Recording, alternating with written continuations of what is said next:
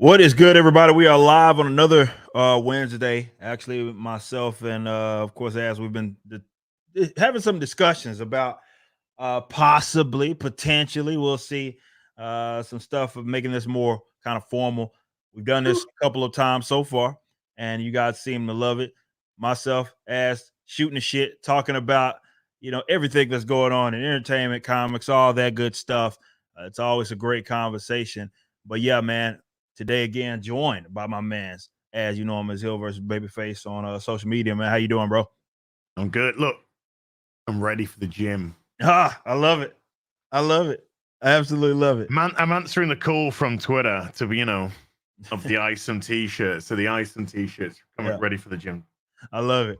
Legs and shoulders today. Yay. And I'm wearing my huge furry Batman. The Batman thinks it's that time of the year where you don't want to put the heating on in the house here, but you want to stay warm. Yeah, for sure. Well, again, man, I appreciate you. Man, so much has happened since the last time we talked. And today, and by the way, I see you shout out, saw my man Dan Vass. He said Leighton's Marvel Spider-Man 2 in the chat. That's rough. That's hard. That's fucking nasty, Dan. That's real nasty of you there, man. Why you like this? That's rough. What made you this way? That's rough. But now we got Uncle Bed's nephew, new member. I appreciate that. We got Brian gifting 5 subs earlier. I appreciate that as well. Jens, I see you. I love that you are doing this regularly. A great duo. Yes, I appreciate you guys. It's kind of feedback that we got from you guys, and this is why we're making this sort of happen more often now. Thundarius, 22 months is all hell. The Ripperverse still kicking ass, and male. Hey, love to hear that, man. Be great and keep bringing the heat, man. I hope everything continues to go well with you. Big shout out to you, man. Thank you so much for stopping by, man. I love to hear that you're still getting the job done there. Drunk 3PO as Young River 5. You guys are creating this. This is a meme from yesterday. Jesus Christ. So context. Drunk 3PO said that he was gonna go, I guess, Halloween, right? And he was gonna be Do-Rag Ripper Halloween, and somebody memed him in blackface, basically, with my body. And I told him that was the only way that he could do it.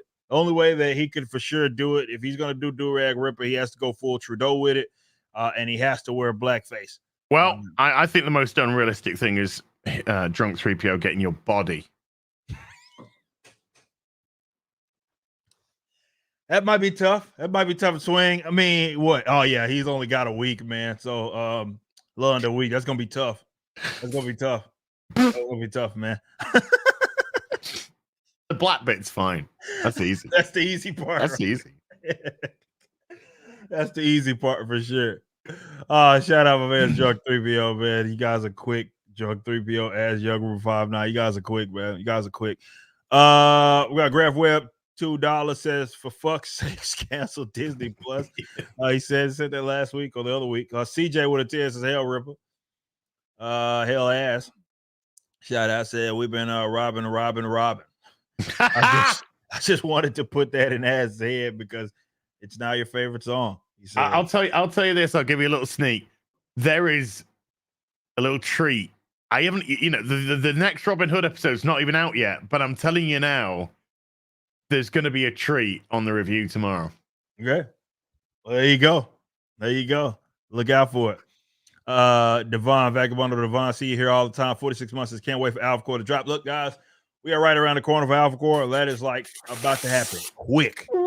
Like really, really quick, man. So big shout out to each and every one of you guys being patient on that. We're running into this next campaign very, very soon. That's right around the corner. So y'all just kind of keep it locked on all forms of our social media. Well, we had this before we get into, because guys, yeah, obviously I know people are going to want us to talk about because well, that's today. Yeah, it's Wednesday, so it came out today.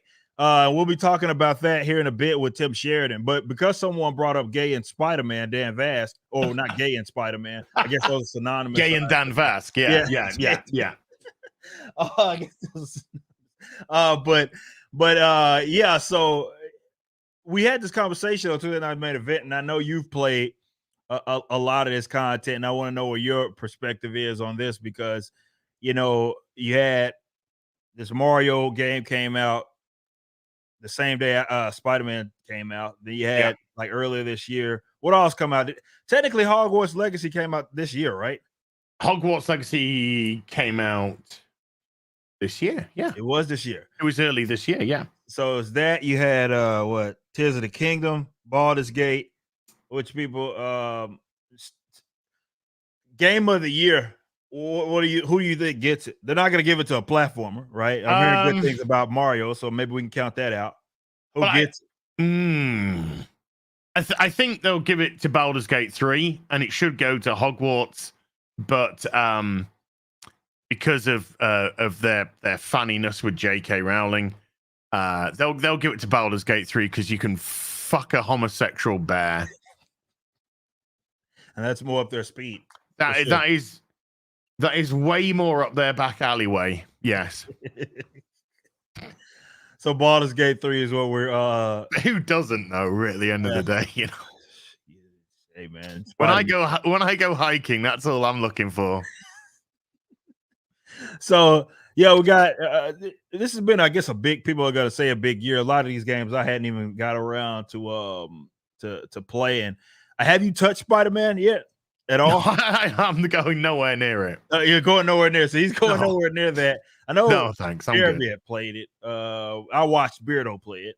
I took some exception. If you guys want to go watch my video recently, I took some exception to the handling of the Scream character there.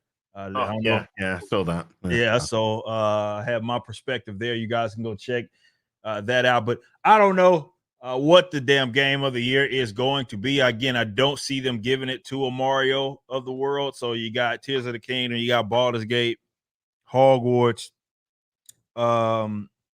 Spider-Man 2 maybe will be there. I don't know. I mean, the reception's been very good. I mean, I guess. I mean, we were looking at Metacritic yesterday. It was okay. Actually pretty good. But I don't know if it's game of the year. Is it going to be game of the year? Is it one of those that has we'll see how it holds. I don't know how people are feeling about it. It's getting generally a positive reception as to be expected, but I don't know how people are feeling about it. Like, okay, yeah, this for sure is the best game that I played, or the best game that has been released this year, considering that it's up against the Baldur's Gates of the world and Tears of the Kingdom and all this other shit that has come out. So it's been very interesting. It's been an interesting year for gaming. I know a lot of people are, I guess, excited for this year. We were actually having a conversation yesterday about what it speaks to comparatively to like the 2007s and the 2008s, which you have very strong releases during those two years. But I don't know if we should go that far with it, but apparently there's a lot of games that people are out there enjoying. Wow. We'll see. The whole monetization aspect of gaming has changed dramatically since that time. And I mean, I'm looking forward to Alan Wake 2 on Friday. I'm looking forward to that. Fingers crossed for that one, because I did really enjoy the first Alan Wake. Yeah.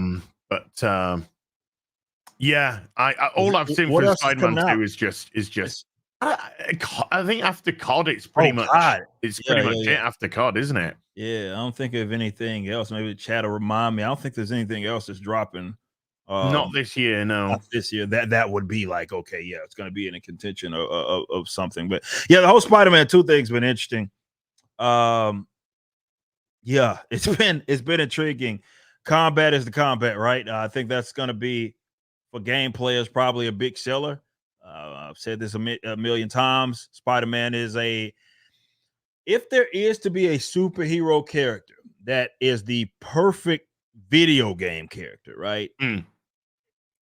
I'd have to say it was him, because of just the sheer amount of shit that you can do with the character and how it works and translates to actual gameplay.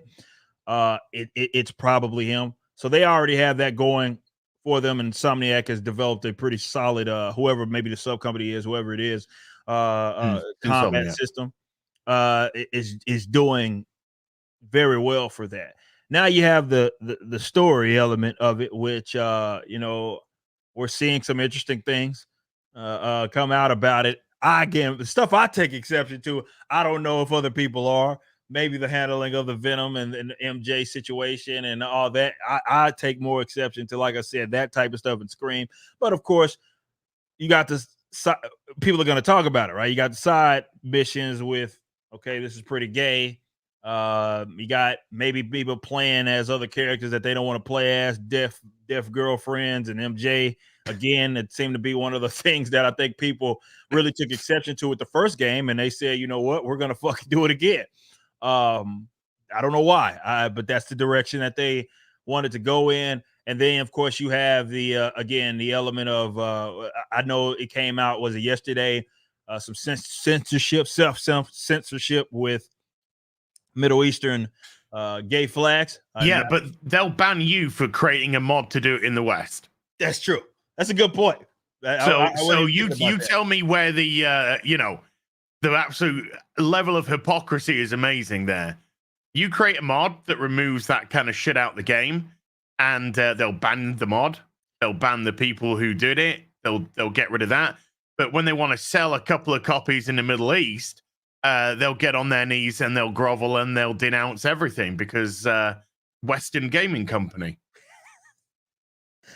Yeah, I didn't even think about that. You brought that up. I didn't even think about the fact that, yeah, it was Spider-Man, was it not? It was, yeah, the pride flag, yeah. Yeah, it was Spider-Man with the whole, okay, you're changing things around, and it was a Nexus? If you change the, Nexus mods, if you change the pride flags to American flags, so it's not as if you were changing them to something, true. Abusive or anything like that. I mean, some people's religion, some people's ideology, just some people's preference. Sick of that type of stuff anyway.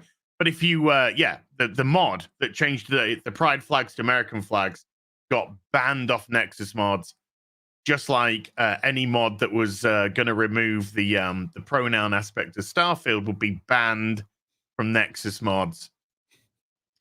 Yeah, Dan, open up a store in Saudi Arabia. See how you get on. Dan, asking the questions that need to be asked here.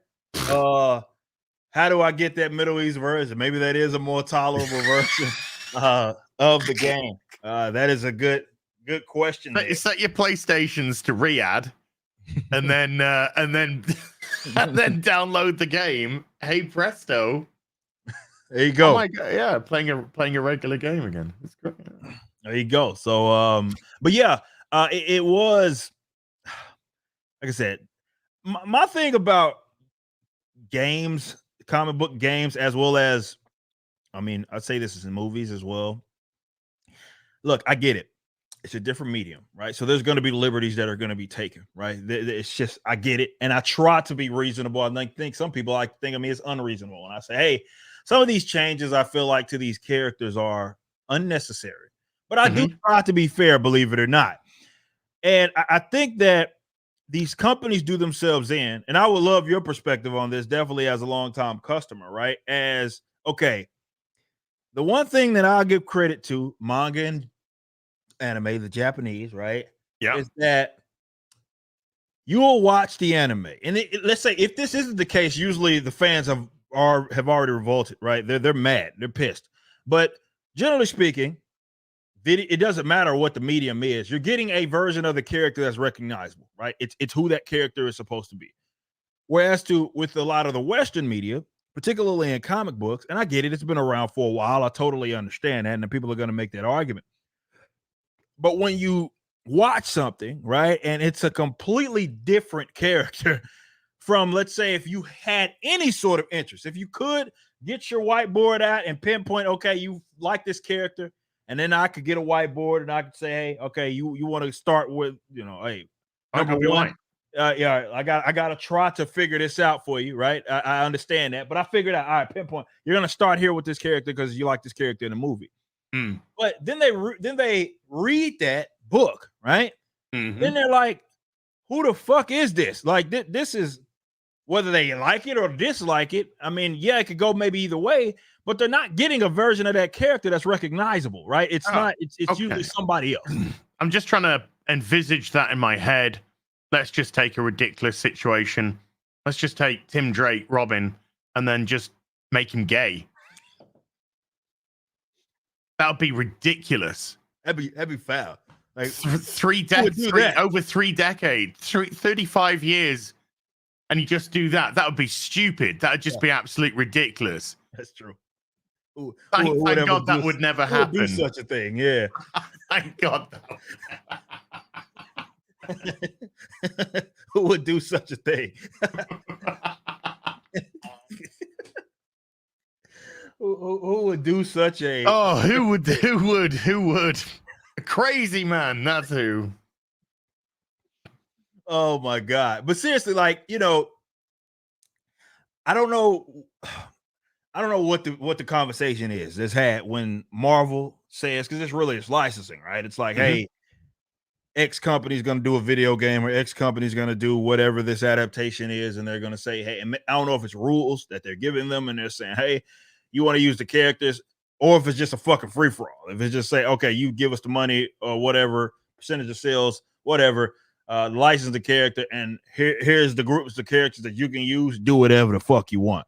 And to me, that's what I trend towards that. But then again, you know, you see kind of like for example, the push of Miles Morales. I've seen some pushback on that as far as a negative for some people. It's just, you know, is he necessary in the game? He is part of the plot, make no mistake. But like, is it one of those things where, you know, because you are playing a little over half as Peter, and then, you know, the other you're playing Miles, right? And some people are going to take exceptions to that. Maybe I'll get the Last of Us 2 flashbacks now. Yeah, I know, right?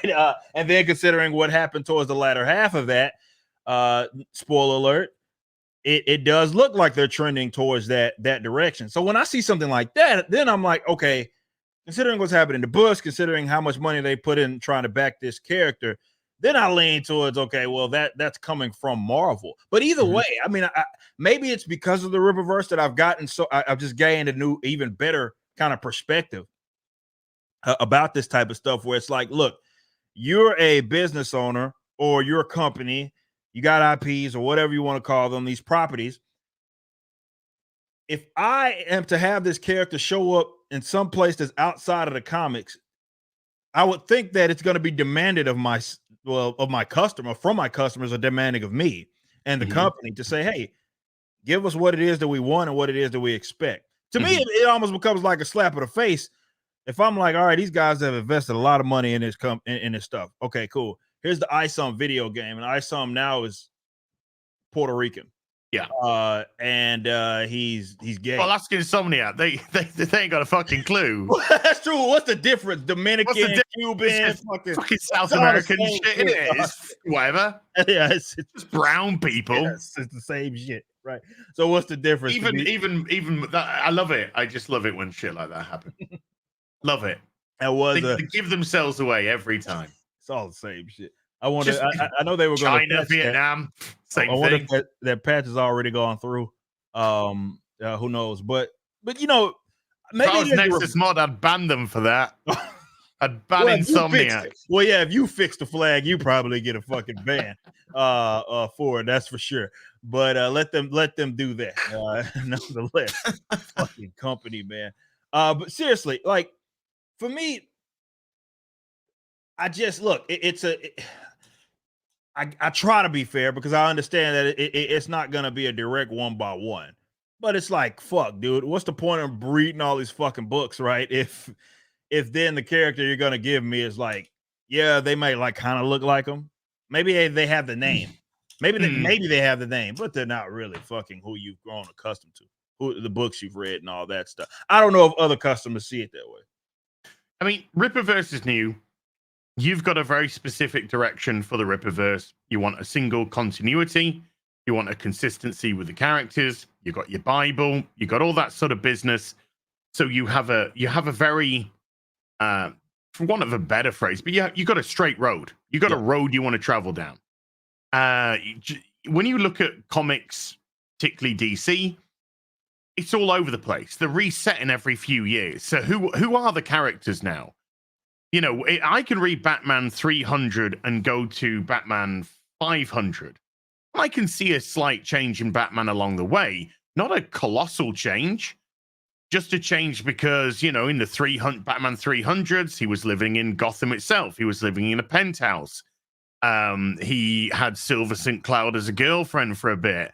Jason Todd's mum was Nocturna. There was lots of different elements. And then when they went into year one and they reset a lot of things, Batman remained pretty consistent.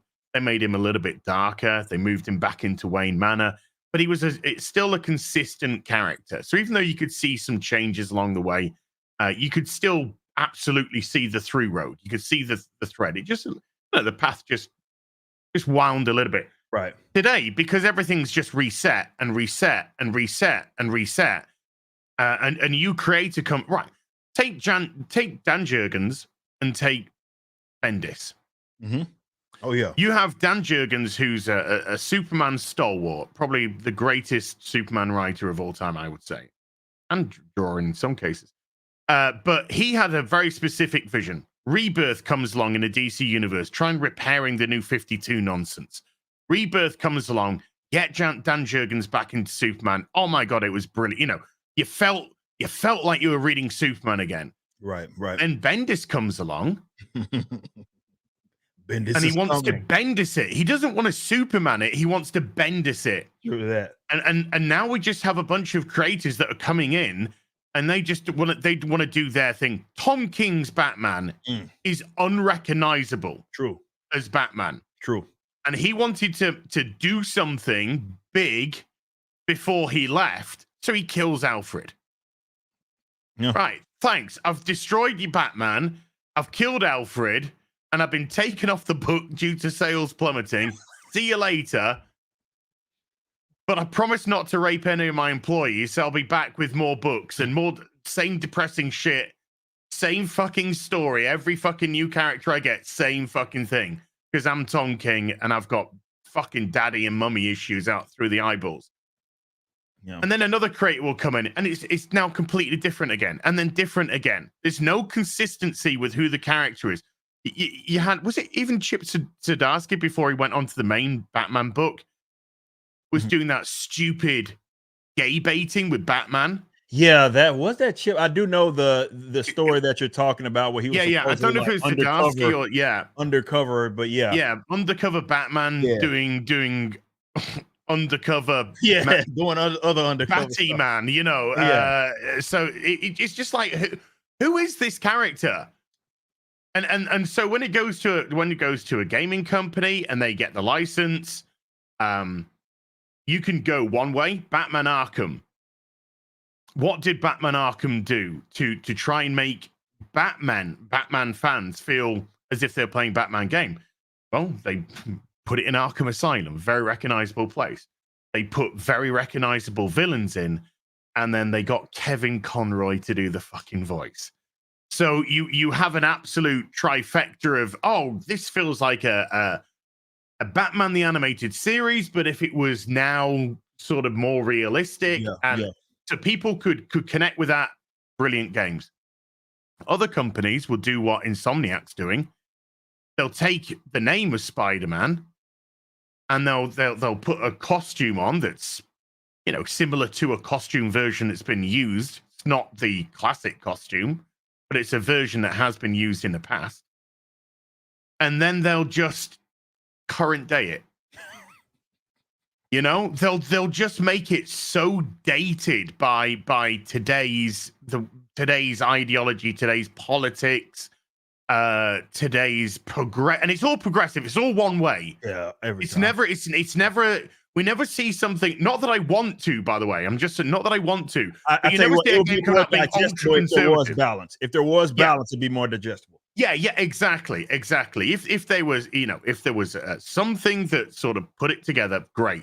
But it's always so leaning, and the characters have to always be on that side, and they always have to have that morality or that I don't even think morality is the right word, because I think the morality is out the fucking window with it. But they have to always lean in that direction. All the characters that they interact with have the same viewpoint as well. Even the fucking villains. You know, we're now living in an age of the most progressive villains as well. Everybody's misunderstood. Yeah, I'm not going to fight you because you're a woman. So I'm just going to give myself up. And if you think I'm talking bullshit, that was a story in Marvel. A villain gave themselves up because it was a powerful woman. and they respected the power of the Whammons. Everything that I'm sure, Spider-Man 2 is going to sell bucket loads. Oh, 100. It's no way around that. A ton. But everything that I've seen from it just said to me, this game's not for me. Yeah. This game's not for me, And it could be, the gameplay could be amazing. And I could be playing and think, oh, this is great. The combat's great. I like the swinging, the open world, all that wonderful stuff. And then you get onto the bits. But I think, I'm old, and I say to myself, I've played enough video games in my time. I'm okay. Yeah. I'm okay not to go down this pathway. Have fun, do your thing. Get yourself pats on the back, get yourself some nice ESG scores. Get those raised up. And I'll go play Star Ocean second story in a week's time. And have a much better time. No, I get you, man. I feel you on that about the whole lack of, the continuity element. And it's funny when you word it the way I've been thinking. You bringing up Batman's a good example of that, right? It's like, yeah, liberties are going to be taken, but I do think that people are going to be a lot more forgiving of that stuff if at least at minimum the characters feel like who it is they are, specifically in how they act, right? Like undeniably, Batman feels like, you mentioned these Arkham games, like Batman, right? Like it's believable, right? And that's pretty much what you can ask for, getting these iconic villains. And that's the thing. I think some people think that when I say, okay, yeah, I take issue with this because this isn't who this character is, right? I see an adaptation, whether it be in or out like side of the comics, but I see an adaptation, let's say in a movie, and I'm like, all right, that's not who that character is. Like that's actually antithetical to who it is that they are. I think some people get it twisted and think, well, okay, he's wanting like a direct adaptation, though. I don't know what's wrong with that. The Japanese have figured out how to do one by one adaptations, and it works really well. In fact, DC's done a lot of them in animation that have been really, really close. I mean, like, Flashpoint, I just use that as an example because it's almost it's very close. I mean, it's switching out like a sword versus a gun, but like it was really freaking close. So they can do it. It's just sometimes they choose not to. And my thing is, it's not that I need them to be direct, though I wouldn't mind it, right? If it was a direct one by one, you can still tell a new story that is fitting, right? As long as it's just that fitting, right? It makes sense for that character. It makes sense for that environment it is that they're going to be in. And maybe it's a story that has never been told, but at least make the characters, because at that point, it's like you're trying to sell me something. Like I said, people talk about me ragging on Marvel and DC. It'd be hard pressed to find, maybe as is the only other one that may has invested as much money as I have into those properties, right? Gary, maybe bring Gary. Us three probably, right? As we probably make up a decent percentage of dough that we spent on these guys over the years, several decades, right? So it's like, I've invested all this money. I think it's a realistic expectation for me to say, look, if you're going to try to sell me on something, give me something that is recognizable. That's all I ask. And if it's not, I'm going to say that that's not what it is. I'm not trying to hear this whole, it's a different universe or some other shit that's always going to get thrown out, because you're like, look, that's just not who these characters are. That's not who it is they are. The one that maybe made me the most irate in recent years was the treatment of Marvel in the Captain Marvel movie. We'll talk about that in a little bit later, the Captain Marvel movie, which to me is one of the more, when you understand the importance of what Marvel, let's say, meant to like Marvel as a company and its universe. Death of Captain Marvel, and how that being their first big graphic novel, that was massive. And the way that they treated that character, and where they basically, number one, made it as a side note, obviously there's a complete gender swap, and then the character is unrecognizable, even considering that, right? And I'm not talking about gender swap of like Captain Marvel. I'm saying like of Marvel, yeah. Which they put in the. I was like, this is fucking. I remember in my review, I was like, because I was at one of those dine-in theaters. I'm like, I'm eating chicken strips, right? Whatever I was, I'm ready to throw the shits at the fucking screen, because I'm like, what the fuck? And I'm probably the only one in the studio that knew any better, right? Chicken's much more valuable than the film. Don't do it. Yeah, that's very true. That's very true. But I'm like, I was so like, what the fuck am I watching? And this character is unrecognizable, and I'm expected to like just consume this shit. And someone in the chat also brought up with the Adam Warlock situation as well. It's another one. It's like, these aren't these characters. You're utilizing them in a way that doesn't even make sense. Like I've said, it's like I think we talked about it a couple of shows ago. It's like, dude, you bring in Adam Warlock after you killed off Thanos, and you make him retarded, and then make him retarded, right? Like, yeah, the fuck. What sense does that make? What sense does that make? Why am I expected to, as a fan, to have to just consume that shit? And then it's like, well, it's a different universe. It's an adaptation. Gaming is, first of all, 3 times bigger than movies. Okay. Also, the MCU is on it's not on a downward spiral. It's walked off a cliff and it's just plummeted. It's falling right now. It's managed to fall somehow through the water, and it's currently on the way to the core of the earth. It's fallen off that badly. And with Insomniac, with gaming, they're looking to obviously attract the normie market.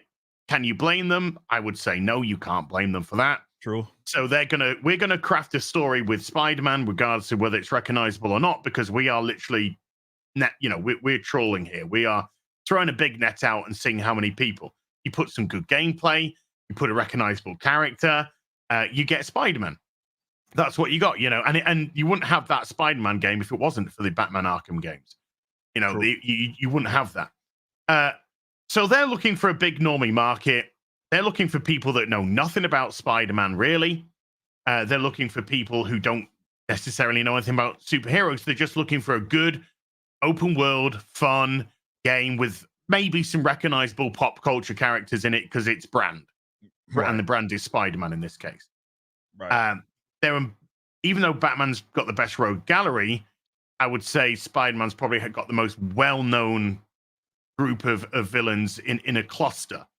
There will still be people out there who don't know who Two-Face is really, whereas he's actually one of the biggest Batman villains there is. Gotcha.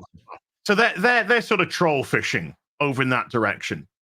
Whereas movies, which are substantially different, lower in terms of reach to an audience, comparative to gaming, and I think a lot of that has got to do with the literally the easy access, gaming right there, gaming right here. I'm in my house. You want to go out to a film, you're going to a cinema. So one of the reasons is you can get that whole feel and vibe right here in your own seat. Boom, done. And you're the hero because you're controlling the character. When you are creating something like the MCU, and when the popularity of the MCU is taking known stories and known characters, and it is twisting them still, they're not the same as the comics, but there is a reliability there. And there is a consistency with the character that the character is at least behaving how they would in the books, in the source material. Now it's not. True. Because we got to the end of phase 3 and they thought, right, we've got the Juggernaut, we've got all the momentum, we've got all the normies. Now we can do what we did in the comics and go all new, all Marvel, and push everything that failed and brought mainstream comic book DC, Marvel to their knees. Yeah. And DC, I'm telling you, DC's is teetering. Yeah. DC is, because as soon as Warner cut that off, they're done. Oh, 100%. They are, and Warner are thinking about it, really, really thinking about it. Marvel, I think, are a little bit more secure with Disney. Mm-hmm. But we'll see. So they need to be more consistent, but they decided not to be, because the characters which got everyone into this theater, the character got pushed aside. Not just the characters, but the character got pushed aside, and the agenda got pushed in. And all of phase 4 was emasculated men, bestest ever women. There was no struggle. no journey, no nothing. Oh, what is my storyline? Well, you're a woman who's amazing, and your journey's going to be, by the end of the film, you'll either be amazing or you'll know how amazing you are being told by every fucking character under the sun in the film. There's no journey, there's no struggle, there's no strife, there's nothing they have to go through, because they're no longer allowed to make women vulnerable. They're not allowed them to be feminine. They're not allowing them to be weak in some cases, not allowing them to fall. They're not allowing them to lose to a man. There are so many caveats which have now been put onto these characters that they're just being strangled. And because they've conveyor belted all of the films, all of the TV shows now, it's just a product factory. It's a sausage factory. And unfortunately, their audience are vegans. Because it's fucking Marvel. Yeah. You know, it's fucking blue-haired Portlandian vegans who are just like, oh, the new Disney product's out. Awesome. I can't wait to download it from Pirate Bay later. True. That's what they're I'm gonna do. Broke-ass bitch. Yeah, that's what they're gonna do.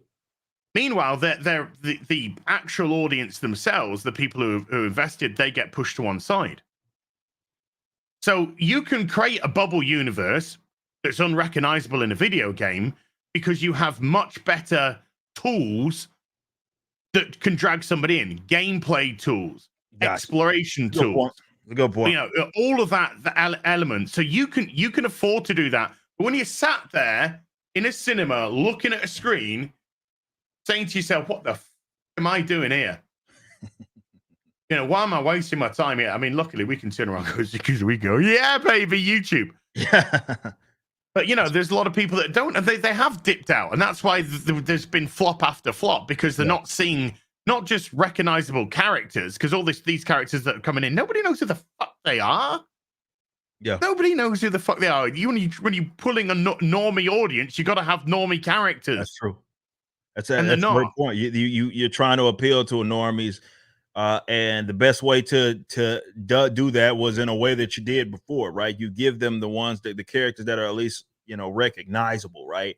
And they have at least a brand associated with them, and that's not what it is you're getting. You're getting the Miss Marvels of the world, not Carol Danvers Miss Marvel. You're getting the Kamala Khans. You're getting the Ironhearts. Kate Bishops, the Ironhearts, yeah, the Echoes, Agatha Harkness. Yeah. Who the fuck are you? Yeah, that's what most people are saying. Yeah, that's what the 99% of people are saying. Yeah, but you'll get some hardcore Marvel fans. Oh yeah, you know Agatha Harkness. Yeah, and like I said, it's not like they're doing it in a way that, look, what doesn't make sense to me. It sounds like a layup, right? And it's like, okay, at fucking minimum, man, you'd get some of the hardcore guys to at least somewhat carry it. Maybe they can't entirely, but at least that's a baked in audience if you're just honoring who it is that they are, right? Even if they are as less recognizable. The problem, though, as far as what's happening with these characters, is that they're bringing in characters that, number one, nobody asked for, first and foremost, putting them in like situations like that are fairly boring, right?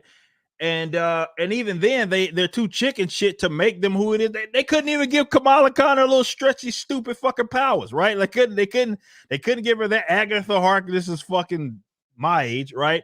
Or whatever. Like, so it's not like they're even honoring, let's say, even the characters that are more obscure. So it's just let me say this. The reason why I mention that is because you don't have that hardcore fan base who would go, okay, yeah, I'm getting some character recognizable. Maybe I'm really into this shit, whatever. So you don't have that audience. And then you turned off the normie audience as well, the people that you're supposedly trying to appeal to. So what are you left with? You're left with the MCU. Yes. That's what you're left with. Yeah. Because they even did it, Kamala Khan, they bait and switched her into the Marvels, the Square Enix Marvels game, and tanked it because of it. Because even the gaming people thought, oh, great, we're going to get an Avengers game. We're going to be playing Captain America, Iron Man. Oh, no. We're now going to insert Kamala Khan because Sam Ammonot wants a payday. Yeah. to go with the millions and Clinton monies and Obama fucking, you know, all that shit. It's just taken secondary. Second place is characterization, and stories are about characters. Stories transcend politics. They transcend color. They transcend sexuality, religion. They transcend all of that because stories are based on everyday things that people can relate to, regardless of where they come from now. And that is not allowed today. Today, we live, instead of living in the world of characters, we live in the world of superficiality. And so it's a superficial trait, which is always important. We're going to race change this character. We're going to sexuality change this character. We're going to gender change this character. All superficial traits that don't define who you actually are. And you mentioned the Japanese and the manga and all that sort of business. The Japanese do gay characters, trans characters, or gender ambiguity, ambiguity characters way better than the West, because that character won't be defined by that trait. Right. They will be a character in their own right, whether or not they are gay or whether or not they are trans or whatever. And it is very, quite rare that they do that. But in Alice in Borderland, even when they did the live action version of Alice in Borderland on Netflix, probably the best character in the show is actually gender ambiguous. But is that ever mentioned? No. Do they ever mention it? No. Does any other character ever mention it? No. Why? Because they're just a character.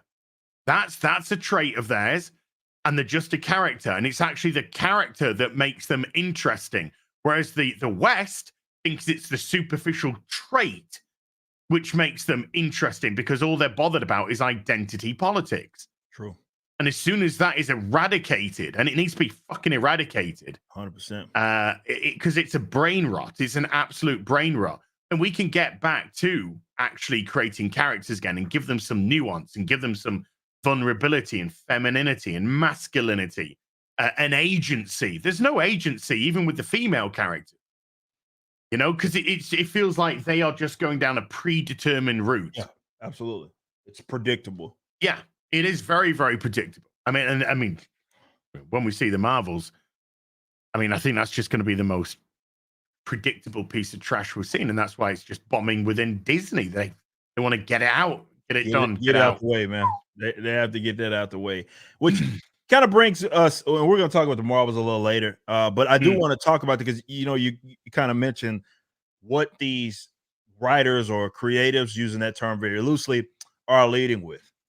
Our good friend here, Tim Sheridan, over at DC Comics. This is Wednesday, so this book actually comes out today. A lot of y'all have already seen this, but for the sake of the content, the stream, the video, whatever, I do want to go through this, and we're going to suffer through this again. And so are you. And so this is Tim Sheridan. He's a writer of this book that actually, I believe that's the one that's out there in the background, Alan Scott's Green Lantern. For you guys that don't know, it says the OG Green Lantern. This is the Green Lantern, who has for a little bit now been gay out of nowhere. And there, of course, that happened. But I just want to be clear, that happened before Tim Sheridan. Yes, they're really diving into this in this story, and this is what he had to say to the fans. I'm going to turn this up. Audience, let me know if you get any audio problems or anything, but I think we're good to go. So let's listen to Tim Sheridan, and then myself and Az will give our commentary. Hey, I'm Tim Sheridan, writer of DC's Alan Scott, the Green Lantern, and I just opened up a box of advanced copies of issue 1, which look amazing. This is the main cover, which also gets a virgin foil variant, and that's by the great and powerful David Talaski. There's also 2 other amazing variants, one by John K. Snyder III, and this beautiful portrait by Nick Robles. I am here to ask... I apologize. Like I said in my video before, there's going to probably be 20 more of those variants that are going to be on the way. Just throwing it out there. You a favor.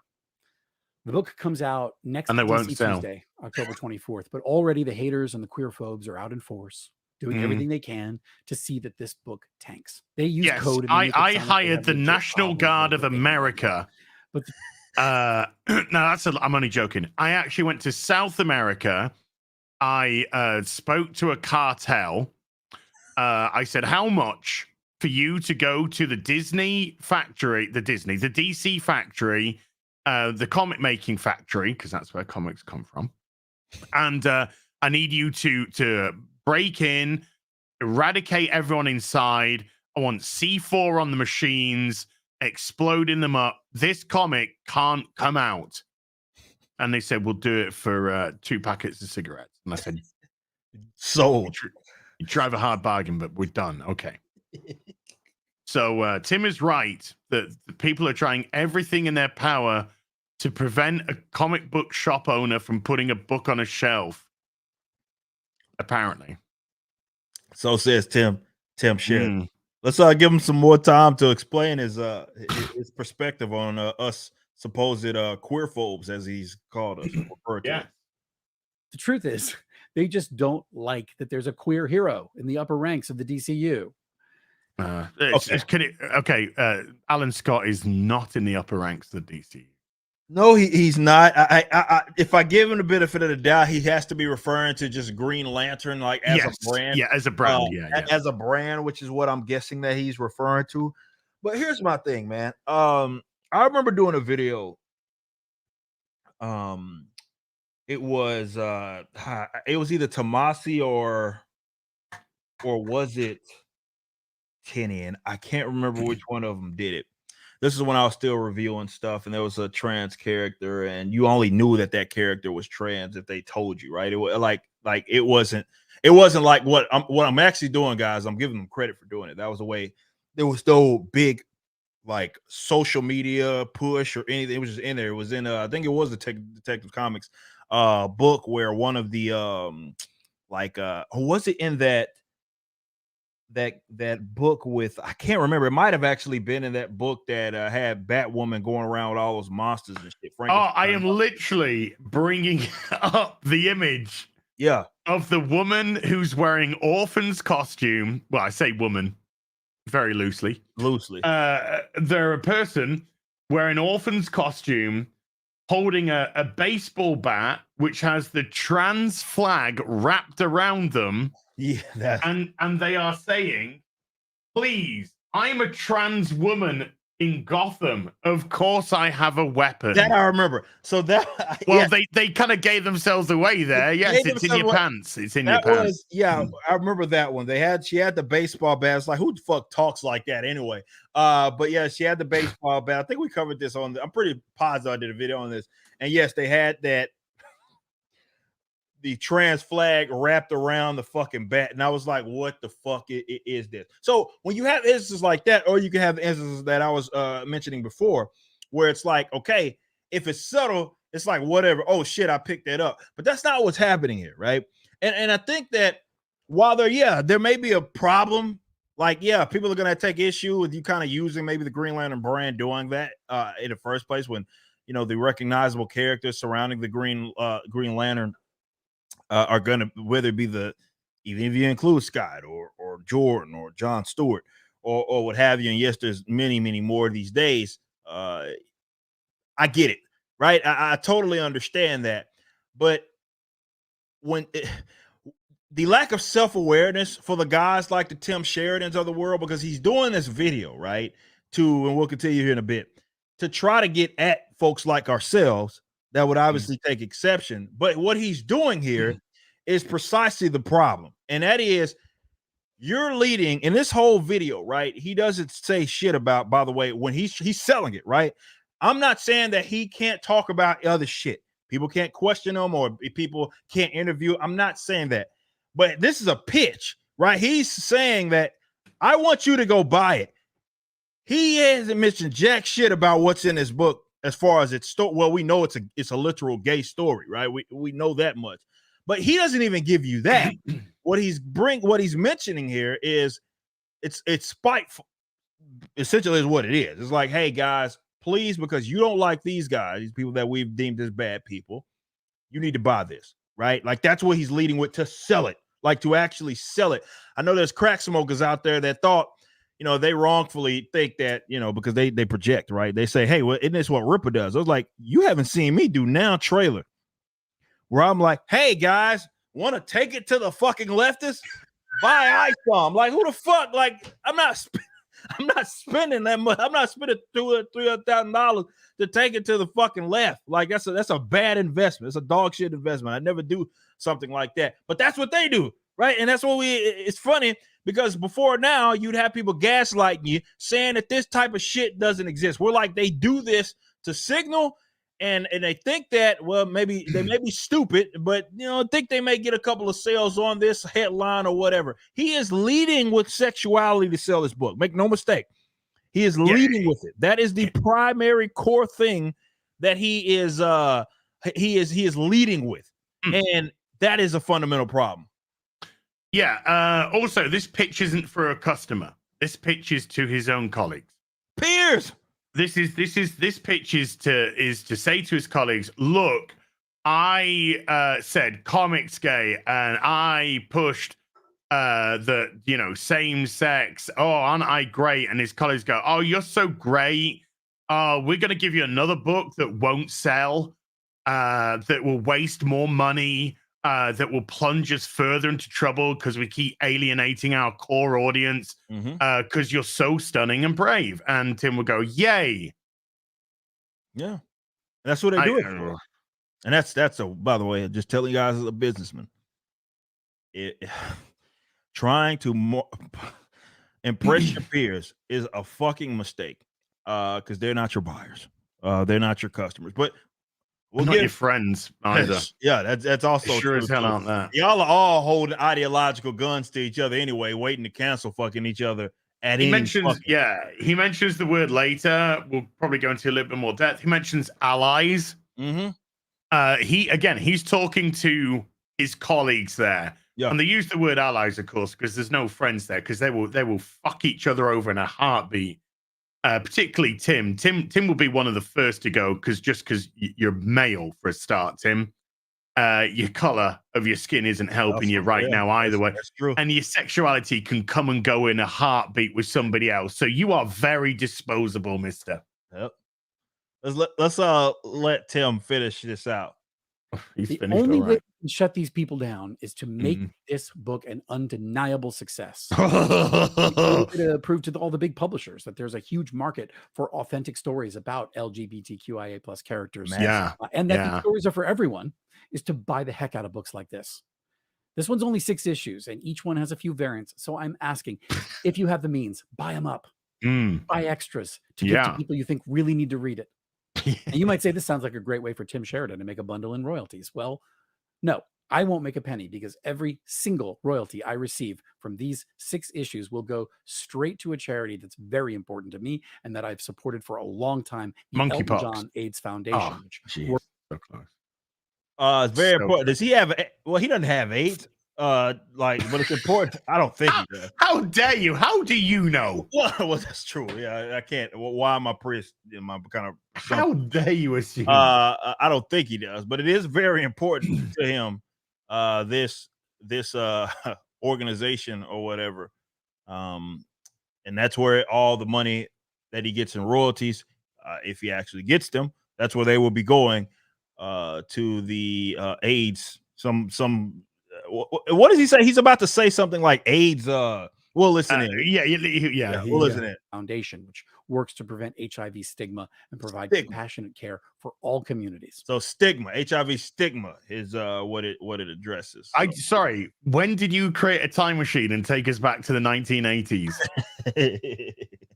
I thought I was doing a live stream. Who's watching this? Nobody has the internet, Eric. That's true. We're talking to ourselves. That's true. Stigma. The stigma of AIDS. In 2023. Yeah. I am asking you to join the core. If you care about truth and justice, about shining a light in the darkness, if you think comics are and should continue to be for everyone. What does that mean? Or if you just want to force these Comics Gate trolls back under the bridge they crawled out from, please support our book and send a message that the bullying and the lies and the hate have to stop. Yeah. Everyone deserves to see themselves in comics. No. Everyone needs allies. And if you're an ally, now is the time to step up. I'm not an ally, Tim. We outnumber. Like that's a demand, right? That right there is a demand, right? He's like, this implied. This is the turn. Yeah, like you better step up as an ally, right? If you call yourself an ally, goddammit, you better step up.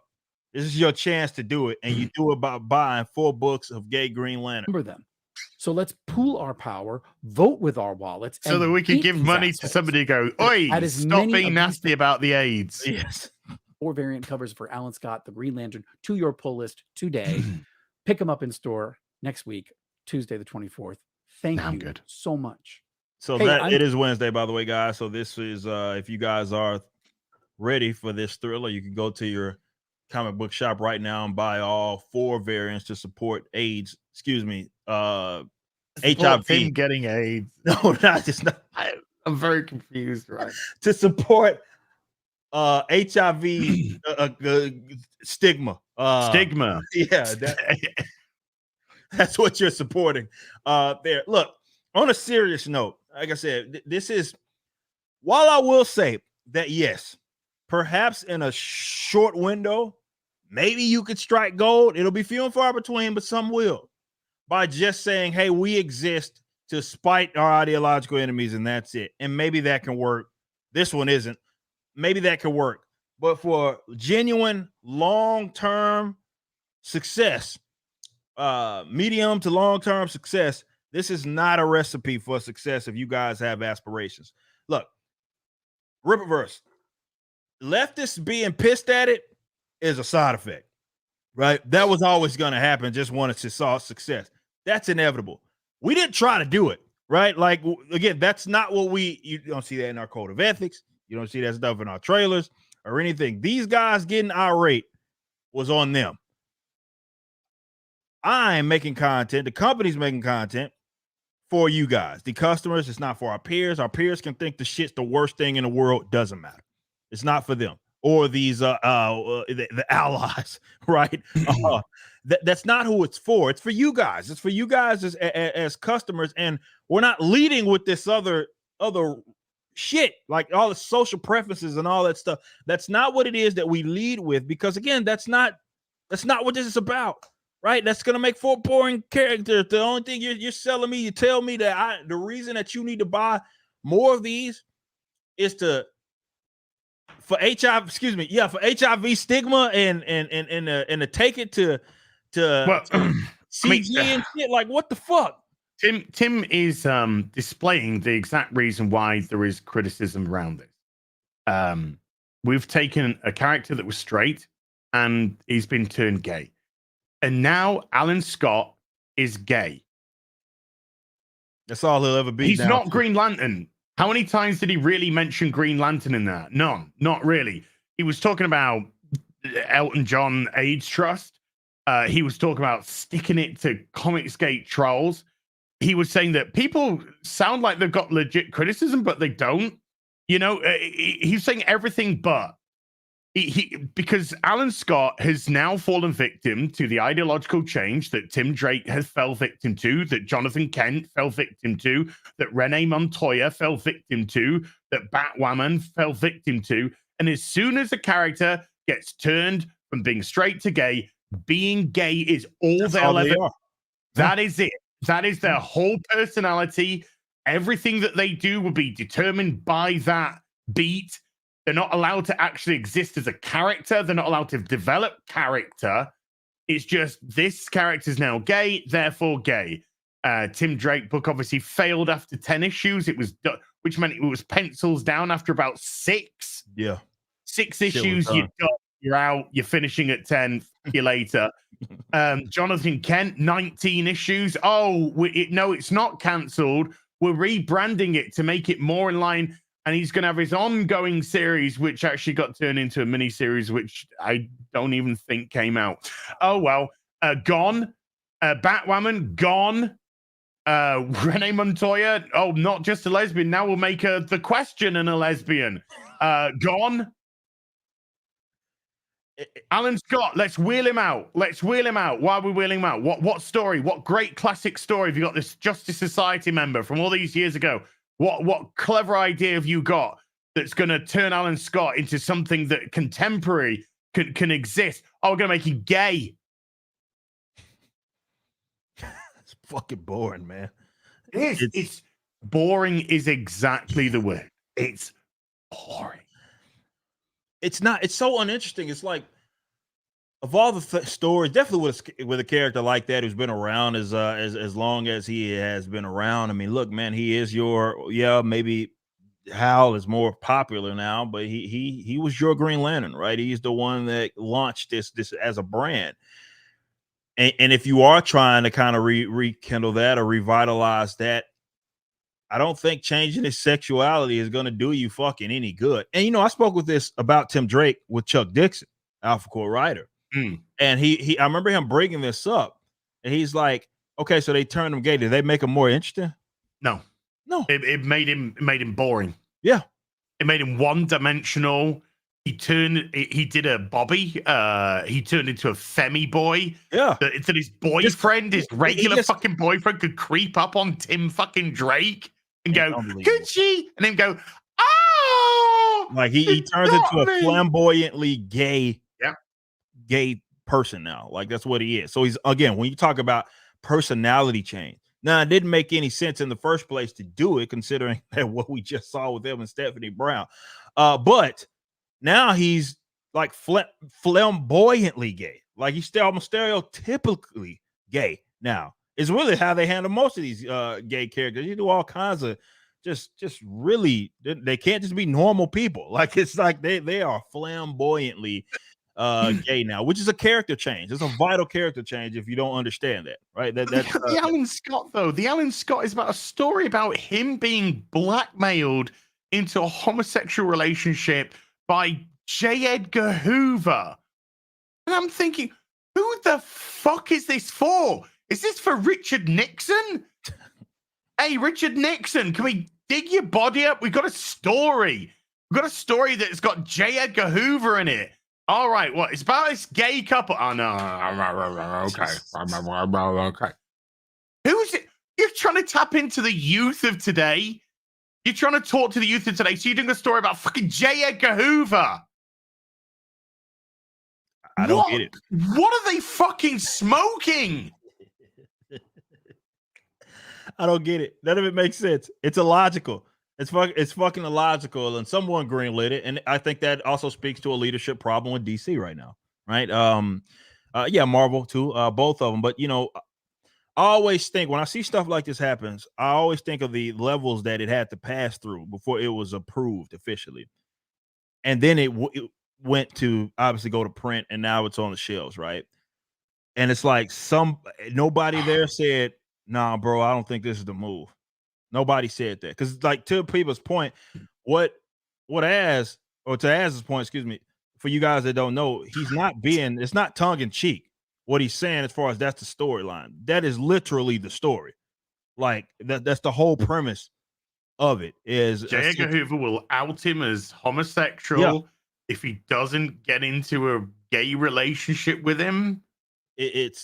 And he does say, he says something along the lines, I think, Sheridan, where he's like, what did he say? He said that, oh, hey, Alan doesn't have sexual relations with J. Edgar Hoover in the book. He was like, "I'm sorry I had to come out and say that. It's sad that I did." I'm like, well, you the one set the shit up. I mean, yeah, to be fair, but either way, that is the core premise of it, right? It is that he's gay and he's afraid of being outed as such, right? That's the whole point of this run, right? It is exactly that. I don't know who that's for. I'm not sure who that exactly appeals to, other than him and his peers may think, hey, that was a creative story. This is awesome. This is great. We'll pat each other on the back. We may win a couple of GLAAD awards. We'll get nominated for some Oscars, but we won't sell shit. We won't sell a goddamn thing. But you're going to get all the pats in the world. You're going to get the admiration from the people, your colleagues. McDonald's are going to give you some gold stars. They are sure. All of the gold. But the people that actually it should matter to are going to reject it if they even give it the time of day. And most of them won't. Most are going to just read it, just the premise of that, and they're going to be like, I'm fucking out. Like, this is as modern day as it get. I'm out. I want no part of this. I don't want any part of this shit. They do it themselves, because nobody has ever stopped somebody from making a comic, even if they could. No one's doing that. Well, True. apart from tortiously interfering with others. However, True. nobody is stopping others from creating stories about things which mean something to you. Let's take just Tim and creating a story, a homosexual, a story about homosexual issues. Nobody's stopping you from doing that. Nobody's saying you're not allowed to do this. Nobody's saying fuck off for doing this. You're the problem. It's your side that's the problem, because you're taking an existing character that has been straight and then you're co-opting them for a start.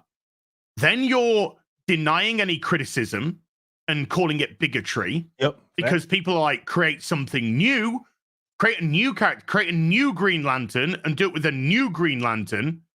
But they won't do that. Even though Green Lantern does have some sway, you could have created a whole new Green Lantern. But you couldn't in today's day and age, because you've already played your cards. You've already shown your hand. Back in the day, you might have got away with it.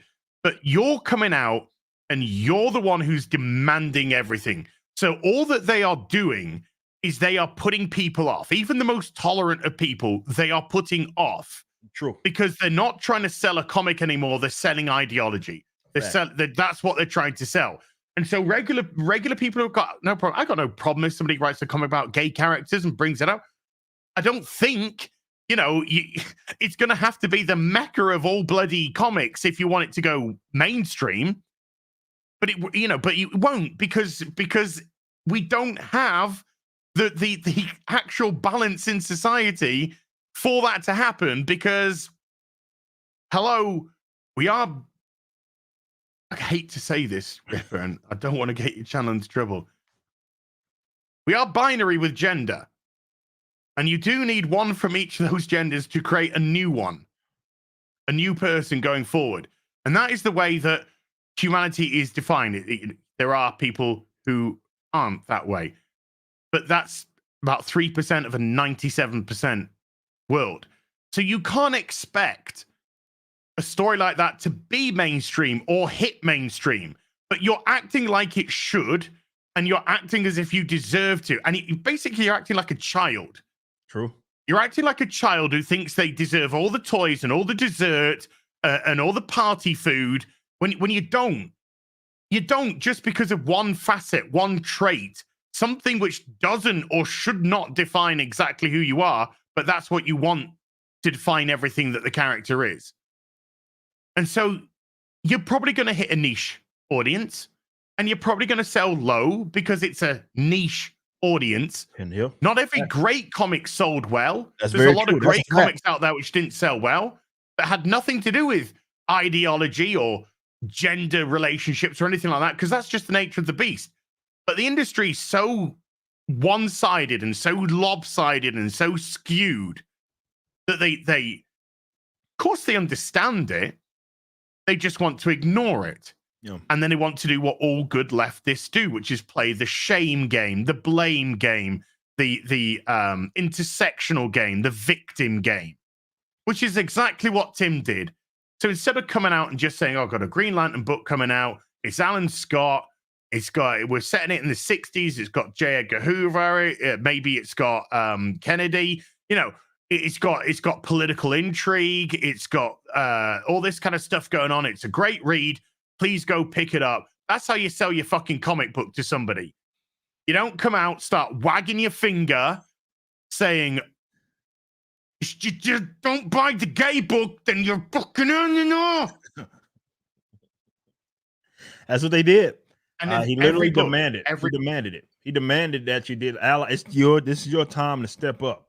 Yeah, allies. Come on, Portlandians. I know you got no fucking money. You ain't got fucking 2 cents to rub together. Talking about 4 variants. You think they can afford that shit? The people that you appealing to? Dude, they're gonna smash into a comic book shop and steal it. Yeah, before the comic book shop will go out of business. No money will exchange hands. That's a fact. That's a fact. You got no fucking chance, man. It's economic illiteracy. But the reason why I wanted to talk about it before I get to these super chats was because I do think it's a prime example of everything wrong with modern entertainment right now. And it's not even a quiet part out loud type of situation because this has been going on. But it's like one of those things to kind of throw into the pot of dog shit because people have been doing this more and more and more, and you can't allow these guys to gaslight you and act like that's not happening and that's not going down. So again, it's out. It is Wednesday. You can go to your local comic book shop, buy all 4 of those variants, and you can support HIV stigma or addressing HIV stigma because that's where, if he does get a royalty, that's where your money will be going. So you can go get Alan. Eric, all I can say is I don't think the Elton John AIDS Trust is going to get a lot. In actual fact, I don't think they're going to get any money because to earn a royalty, there has to be a threshold. Well, you have to sell units to get a royalty. That's true. Not going to sell enough units to get a royalty for Tim. Not even close. And what's even funnier is DC don't even give out the numbers to the creators anymore. Yeah. So Tim's not going to know how many they fucking sold. They're probably going to tell him, you did very well, Tim. Oh, what royalties do we get? Well, let's not go there. Let's just say Elton John is going to have to shout at people about AIDS himself because we can't hire anyone with your royalties to do that. He's not going to get much, if anything, guys. He's not going to get a thing. He's not going to get a thing. Oh, man. It's really interesting. And I guess he does have that going for them, is that we'll never know because Penguin Random House is not going to let us know, or whoever it is. I don't know if they have Lunar, whichever one's Lunar. I get them mixed up, and one's Penguin Random House. You'll never know. Those numbers are not public. They're no longer with Diamond, and Diamond doesn't even make their numbers public. It's been about a year and a half since the last numbers we got. So we'll fucking never know. The best we'll be able to get it will be some point of sales data, maybe from ICV2 or something like that. That's about the best we can do. That'd be about the best we can do. All right. I mean, even 2 years ago when we had Diamond, because they were the only distributor. They were literally the only one. Yeah, giving the shipped copies. I would be amazed if they shipped 15,000. Yeah, there's no way there that many. I would probably put money on it being around 8 to 10 realistically. And that was 2 years ago, and comics aren't even selling like they were 2 years ago. It's a decline. Make no mistake about it. It's a decline, and it's one hell of a decline. That's just the reality. Okay, guys, I'm going to go through some of these because I know there's a lot of questions. We're going to talk about the Marvels here in a little bit, but I got a bunch of super chats to get us caught up on. So let's get to those. Hey, Marcella says with a 5 ass needs to play Spider-Man 2. I want to see your reactions to the gay missions. No, pretty sure people will love that. It's not made for me, and he admits it. It's not for him. It's not up his alley. CJ with a 5 says, if Ass plays Spider-Man 2, he will accidentally go on another Starfield rant and go viral again. I guess that's the one positive out of it. Well, I mean, last time, a lot of great people, including yourself, good self, a lot of good people on my back. Yeah. A lot of mainstream media had my back. When you're getting emails from Fox and shit saying, can you come on for an interview? Yeah. You're like, oh my god, we've hit peak progressive when even mainstream media, the opposing side is just like, hey, come on, do you want to shit on some leftists? A Marcellus again says, first look at gameplay for Metal Gear Solid Snake Eater Delta just came out about an hour ago. I have to watch that after the stream. We kind of mentioned that yesterday, but yeah. Aronfe with the 5 says, come on, Meaty Jaws Watson. Meaty Jaws. That's what I thought she had glandular fever. Meaty Jaws Watson. That's what we're running with. I'm Mary Jane Watson. Yeah, there's some interesting changes there, to say the least. There, not quite sure. Like the girl next door. The girl next door that had a jaw stretched. Dark Ultra with a 5 says, speaking on the banning of gay removal mods, tell me you're pushing an agenda without telling me you're pushing an agenda. Yeah. But the irony is, of course, is you got a company banning that who's playing the ideological game to a company that's putting it in that because they're playing an ideological game, but the company who's playing the ideological game will happily take it out Absolutely. In the Middle for East. another audience that doesn't play the game. In actual fact, has a completely different set of rules to that game. Yeah. Yeah. So why do they do it here? Because you are so fucking lucky to live in a society like this in the West where you can happily do that and not fear for your life, not fear about getting thrown off a roof, getting persecuted, getting murdered, getting stoned. You're so lucky. And they act like they're the biggest fucking victims. You are living in the greatest possible time that you can for this, in the greatest possible place, the West. And you're so ungrateful. It's unreal. It's true. Mr. Hat with a 5 said, I hate this trend of a Spider-Man, a Batman. These aren't mantles, they're characters. Miles should have been his own person. Well, look, I've made this argument before. Look, if I gave them, even with tokenization, right? Even if I gave them some bit of leeway with that type of stuff, right? Because look, it was a different time way back in the gap where in order to try to make a character catch on, there was no internet, there was none of that stuff.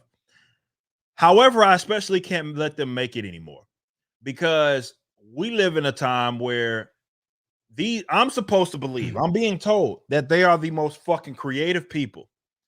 And now they have access to something that is unlimited in terms of its connectivity with an audience. And instead of creating new characters, they are rehashing and doing versions of characters that have existed longer than my mother's been alive. Hell, about around the time my grandmother was born, right? So it's like, what the fuck? Something's got to give. I don't know which one's true. Is it that they aren't really as creative as what I'm supposed to be led to believe? Right? Maybe that's a part of it. But either way, on a serious note, I don't like that whole, well, there has to, like, the whole, even the mere creation for guys that read these books, the whole creation, the Web of Spiders and the Spider-Verse shit, that shit was retarded. They didn't even try to make that shit make sense. It was just, hey, we wanted to transform a fucking Spider-Man and all these damn random spider folk. Why not? It's our top selling brand. We could just make everybody a goddamn spider person. That was the whole fucking point of the shit. It wasn't like they didn't even do that in a creative way. But to your point, Mr. Hat, me personally, as a creative, I'm not a fan of that. I just think there's supposed to be way too many creative folks out there for us to be constantly fucking rehashing. And to those guys who say, well, when there's new characters, you won't support them. I don't know. There's a brand back there that just started from fucking scratch and just happened to get some characters that, I don't know, caught on. So I'm not trying to hear that shit. You especially can't do it anymore. I would say, why? You don't get to put out a brand new character and say, why aren't you supporting it? That brand new character's got to be interesting for me to support it. That's a fantastic Just put point. it out doesn't make immediately go, well, it's a new character, ergo, well done, got my business. No. Batman had to start somewhere. Superman had to start somewhere. Spider-Man had to start somewhere. Fantastic Four, etc., etc. And yes, now we have a plethora of heroes and we have a plethora of great heroes and it makes things harder. But guess what? That is a note to you to be more creative. How can I make this character different from the big ones? What hook can I put? Spin can I put that will make it? Mark Millar's been doing it. He's still fucking doing it. Still doing it. Big game, baby. Still doing it. New characters that people are getting interested in, bringing in his existing characters to the world as well, putting all together in big game now. He's go for it. But just going, well, it's a new gay character, so you got to support a new gay character. No. Yeah, true. It's a new black character, so you got to support. No. No. Make it interesting. Give me something to care about, but you don't, because you're not doing it from the position of a creative. You're doing it from the position of an activist and an ideologue. And that is why you'll always fail. That's a fact. Not you, Mr. Hat, but you know what I mean. The mainstream. It's all ideologically based, and I know we say the word over and over again because it is. No. And we need creativity back. People like Mark Millar, creative. Kelly Jones, who's got his Kickstarter out now for Dracula with Matt Wagner from Grendel. They're taking something and they're completely uncensored with it.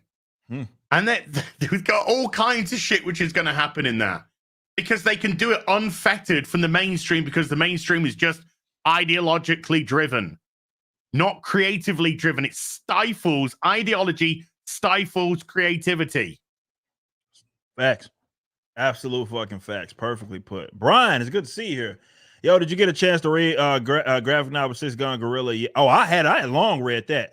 Mike Baron Collins, Majestic EVS said it was awesome. I had long read that. It's sitting there right there on the it's right here. So we'll give you a shout out here, Brian, if you want to go check it out. 6 Gun Gorilla. That's me. But yeah. The silverback, baby. It's a silverback gorilla.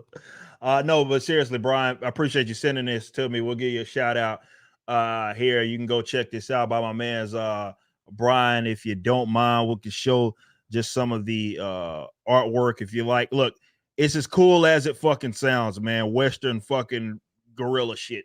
But it just looks good as well. It's just a fantastic fucking book there. I'll put that back on the shelf for in a little bit. So big shout out to you, Brian. It's been a while since I see you around here, man. So shout out to you. Devontae, the Enigma with the 5 says when Az sings Saint Jesus George Lionheart Floyd, gets me every time. Gets me every time. We'll see if he appears again in the next episode. You know. We got CJ with a 5 said, when are we getting the Rippaverse modernized for current day audience? That'll be the day I go fucking bankrupt. That's for fucking sure.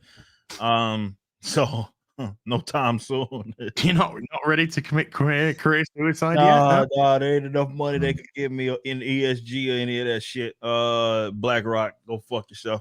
Anyway, Devontae, the Enigma with a 10 says, I watch all of Marvel Spider-Man 2, and they literally had Peter step down to Spider-Man, the story mode for Miles to take over. Well, they kind of set it up that way, yeah. Just to have Peter still playable in free roam. But yeah, like I know specifically what you're referring to. But yeah, that's not inaccurate there. Avery, what's up? Good to see you here, man.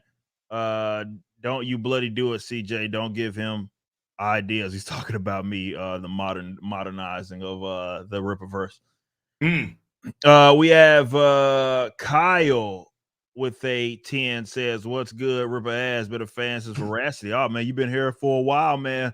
And finally started collecting comics with Ice on 1 and 2. Just snagged some Batman back issues and curious what y'all suggest are the 4 essential Daredevil run. I feel like, did we answer this last week? I feel like it was a question similar to. I think everyone always asks about the Daredevil. Yeah, I feel like that was one of the questions that we asked. That we answered last week. But 4 essential Daredevil runs. That's tough. Spider-Man 2, I mean, as well. So it's got a bit big, this, Eric. Look. Get a bit big. So hey, I tell you, when you ready, you let me know. We get your size down. We'll get your size down. But yeah, people are gonna talk about Frank Miller. That's the layup, right? How do you feel about Wade? Daredevil. Well, he was. I mean, I'm turning this question into another one. Wade Flash, fine. Yeah, Mark Wade back in the 90s is good. Wade Daredevil. No.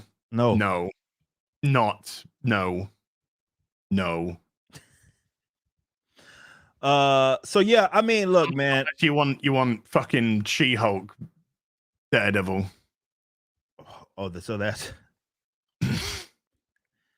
Yeah, that's Daredevil. What did we talk about last couple of weeks ago about the Daredevil show? What are they?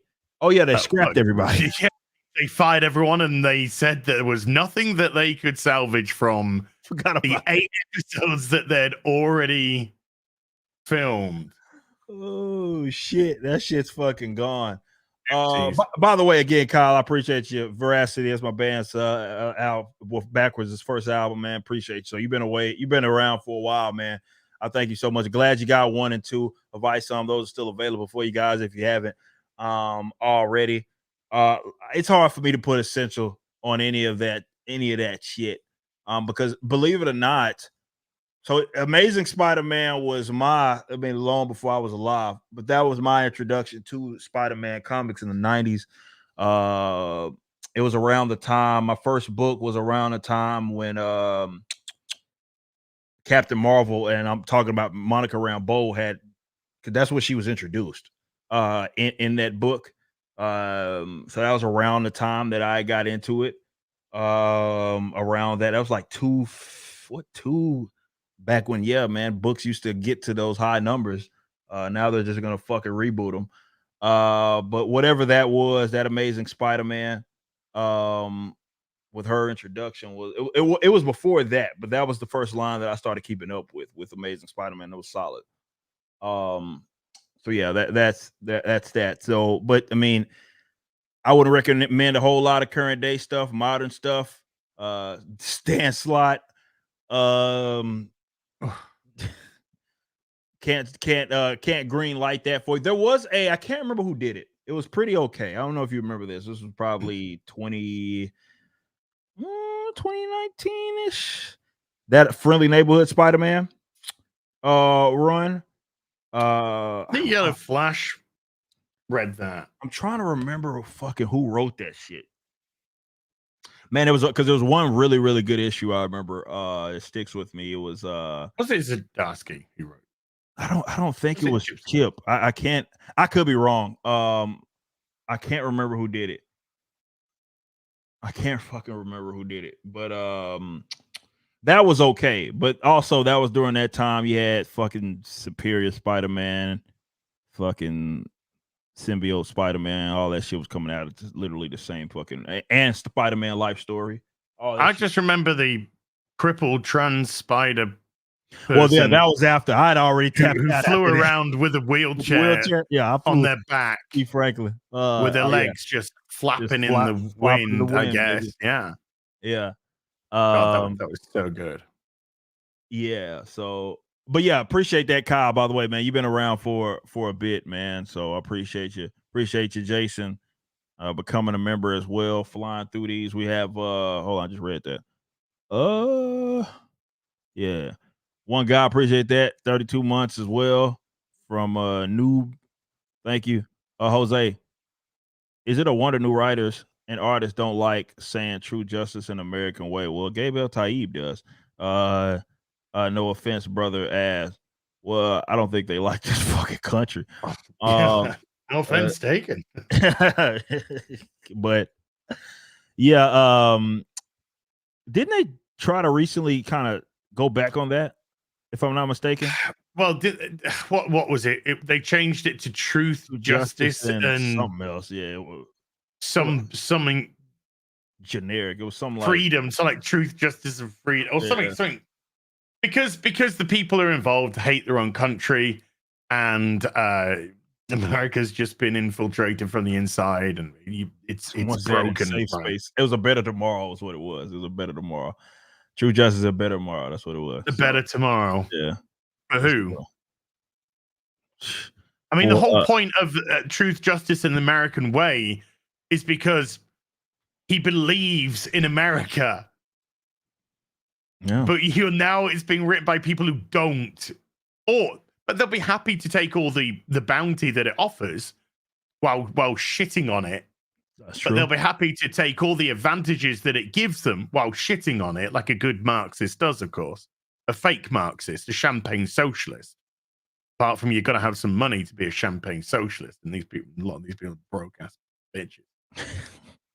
Hey, did you see Mag's got a new gig? Oh no, I didn't see that. What the Oh fuck's she yeah, doing yeah. now? They got a new gig writing the prequel comic to Zack Snyder's Oh, Rebel the Rebel Moon. Moon shit. They Mm. gave that gig to her. Yes.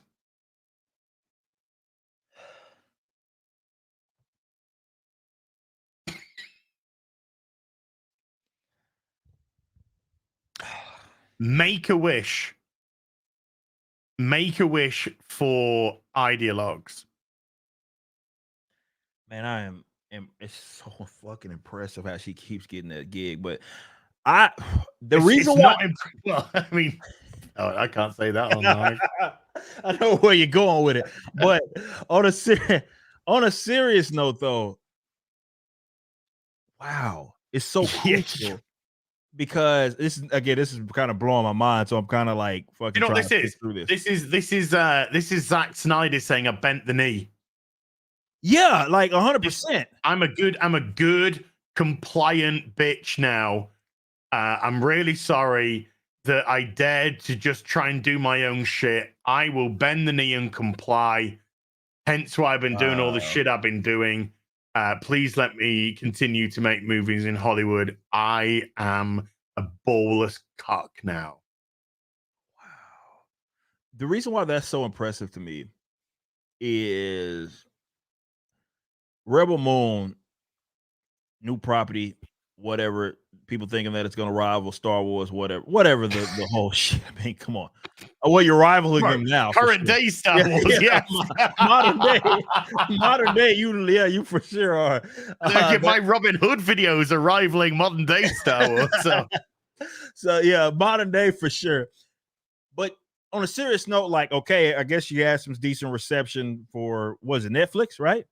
It was on. So this is crucial for you, right? This is like, I don't want to say make a break, but it's one of those like, okay, you're trying to take advantage of how hot the property is, right?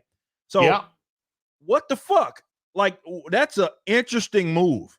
Like, it's reminiscent, though it was a reboot. It's reminiscent of what happened with Milestone and the terrible mistakes. Like, hey, we're gonna reboot this thing, try to get some enthusiasm back into Milestone. You know how we're gonna do that? We're gonna get Vita Ayala to write static.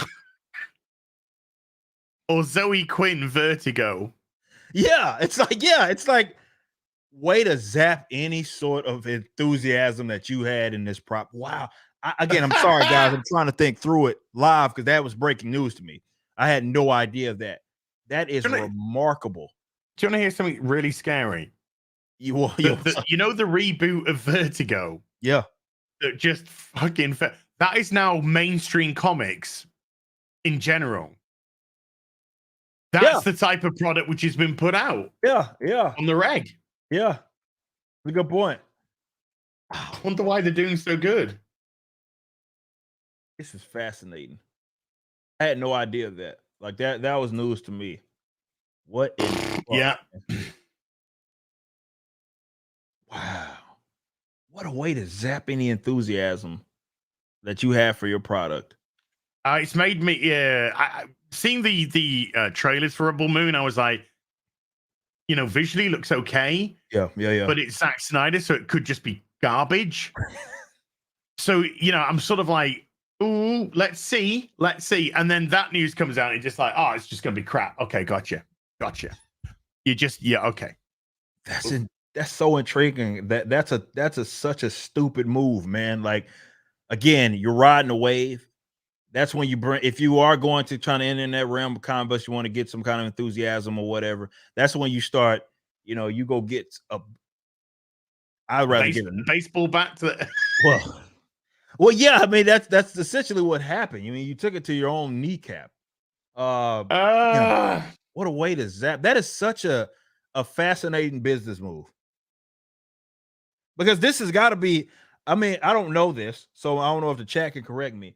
Is this the first official out of movie or out of show kind of thing that they're doing?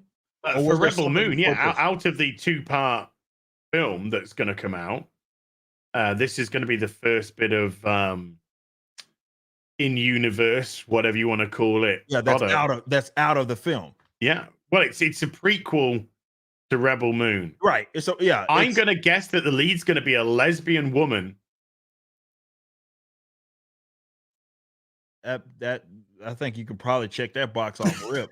That's the Okay. safest of the bets. Yeah, that was the easiest. That was the easiest. That's the safest of the bets, man. That's the safest of them, man. That's easy. What the fuck, man? That is so fascinating. Any people were really stoked about that, and I maybe I'm wrong on everybody else. I can't speak from your perspective, but I'm like, yeah, this is okay. They're gonna try to rival whoever, and then you give them, hey, we're gonna get this prequel, gonna get you guys stoked on this property, right? Welcome, Max. Yeah, it'd be great to see. Well, put it this way: when she's doing the media for it, they can push their GoFundMe for the month. That'll get because they ain't getting no royalties. That's for fucking sure. The fucking DSP of the comic book industry. Jesus Christ. Oh my God. Maybe she can live out all of her this is her way, some new property, and all of what she wanted for what was it, Super Rocket? What was the fucking name? The gay fucking Connor. Oh, Connor Connor Kent Superboy. Oh yeah, what was it? Skyrocket. What was Skyrocket, yeah. something. Maybe this will be well, get the official Skyrocket and Rebel Moon or whatever the fuck. Jesus, man. Wow, they look exactly like Mags. That is crazy. Oh my God. This is Where do they come up with these unbelievably great ideas? Oh my God, this is unbelievable. Oh man, adversary of Mr. Avery Silman, aka Isom, Darren Fontano stops by and he says, "Ass, come on, roll down to Club Merc tonight for a business opportunity." He says he needs someone like you on his payroll. It says the Darren Fontano. The silverback will come down. I'll send the silverback. He can use you. He can probably use you. He needs an Excel. Dude, that guy that did the AI images of what the silverback could look like. I was like, fuck. Yeah, it makes you look badass, man. Yeah. Let's get a self-insert in quick. Let's do a Max. Oh, fucking Darren Fontano. Appreciate you stopping by, little old me. I know you're a busy man. He's probably gonna waste me. The city of Flores Park out there in Club Merc. So I appreciate you. Dilla Draw, what's up? It says cheers to long-term Riververse success. Second place winner, by the way, of the fan art contest. So shout out to you, man. Thank you so much for you stopping by, man. Yeah, well, we'll be in touch. That's for sure. Clobbering Times, appreciate you becoming a member. Avery with a 5 says hit books for your mind, the gym for your body, nature for your spirit. We must set the EG as members of Riververse family. This or cat food, choose.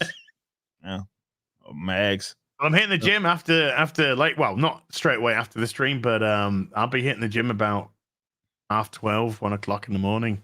Yeah. Oh, there you go. Probably hitting it. Probably hit that. Do I have something today? If I don't have anything right after this, I have no idea. I gotta look at my schedule. I'll probably go right after this. Bush and Ryu Cat with a 5 says there needs to be a public fiction preservation act where any works more than 5 years as the original canon protected from official alteration. Well, that would have to be, and it should be like kind of a self-inflicted.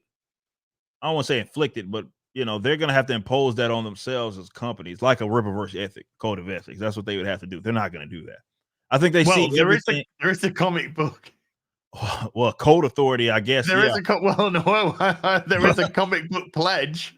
Oh, well, there's that too. So yeah. Is there a Rippaverse pledge? Not a pledge. We got the Code of Ethics. That's about it. So your employees can rape each other. Okay. You don't have to tweet out. I will not grape my fellow woman. What fucking weirdos, man. And then have them turn around and go, it's not good enough. I love that. Do you know something? I laughed so hard. These fools this is an actual thing, chat. Like there's pledge that basically they won't sexually assault each other. And I'm like, what the fuck, man? Like the fact that y'all had to do that. Max is safe.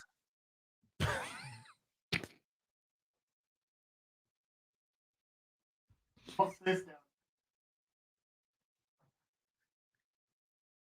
Oh man, the Andy McDonald. that actually happened. Yeah, no, that wasn't a joke. That was a Alex, thing. you can be safe. I'm afraid that was a thing.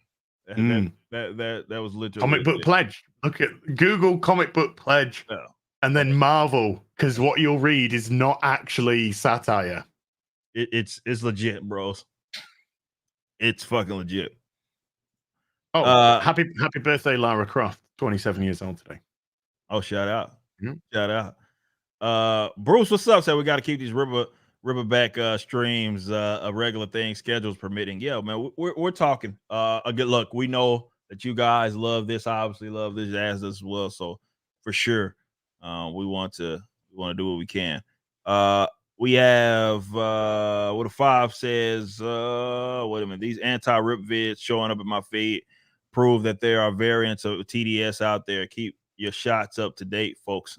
Well, yeah, there are people that obviously despise, and it is akin to it, right? Because you know, with the whole Trump thing, it's like, hey, they keep digging, and they don't find shit, right? It's a simple thing to us. It's like people hate us so much that they make themselves crazy, and then they dig and find fucking nothing.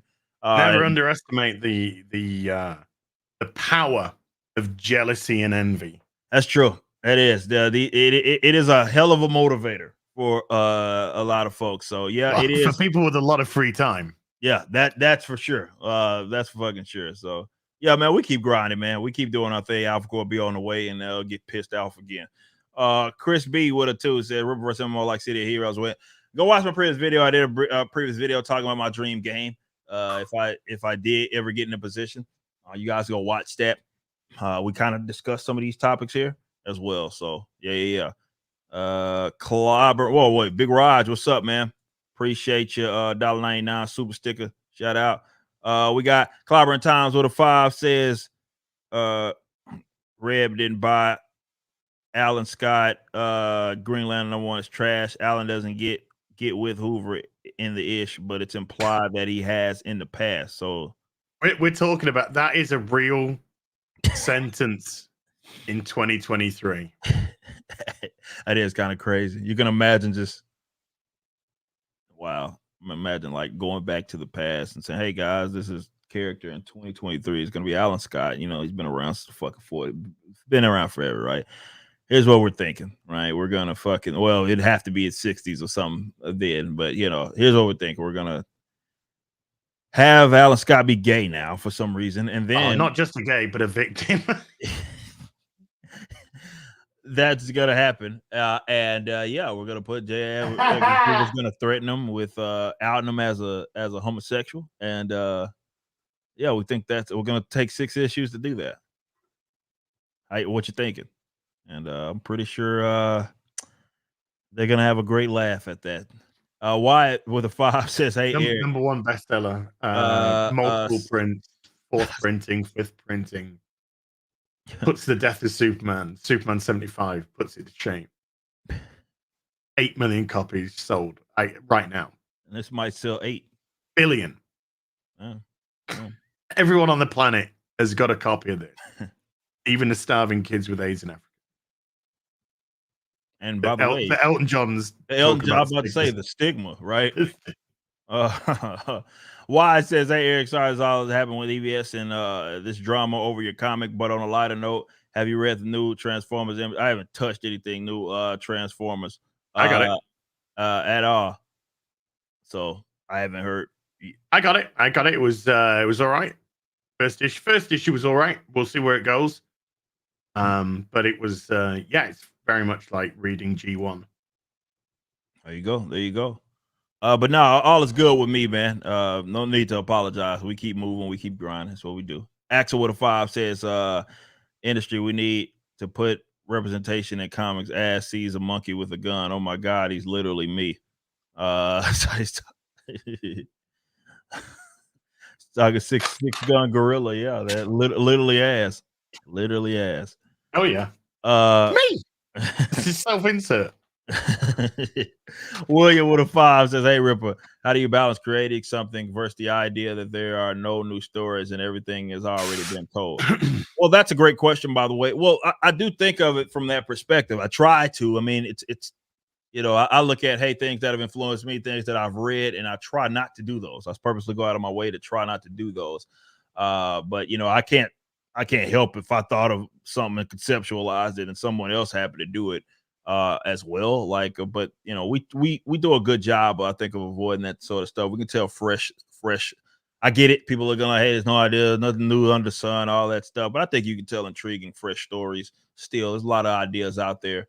And definitely once you get to mixing stuff up, man, they can have their own kind of flavor to it. So it's easy, I guess, for me. I'm well read on a lot of comic books over the years, obviously, and so I try not to do those, especially the terrible ideas, but just really anything in general.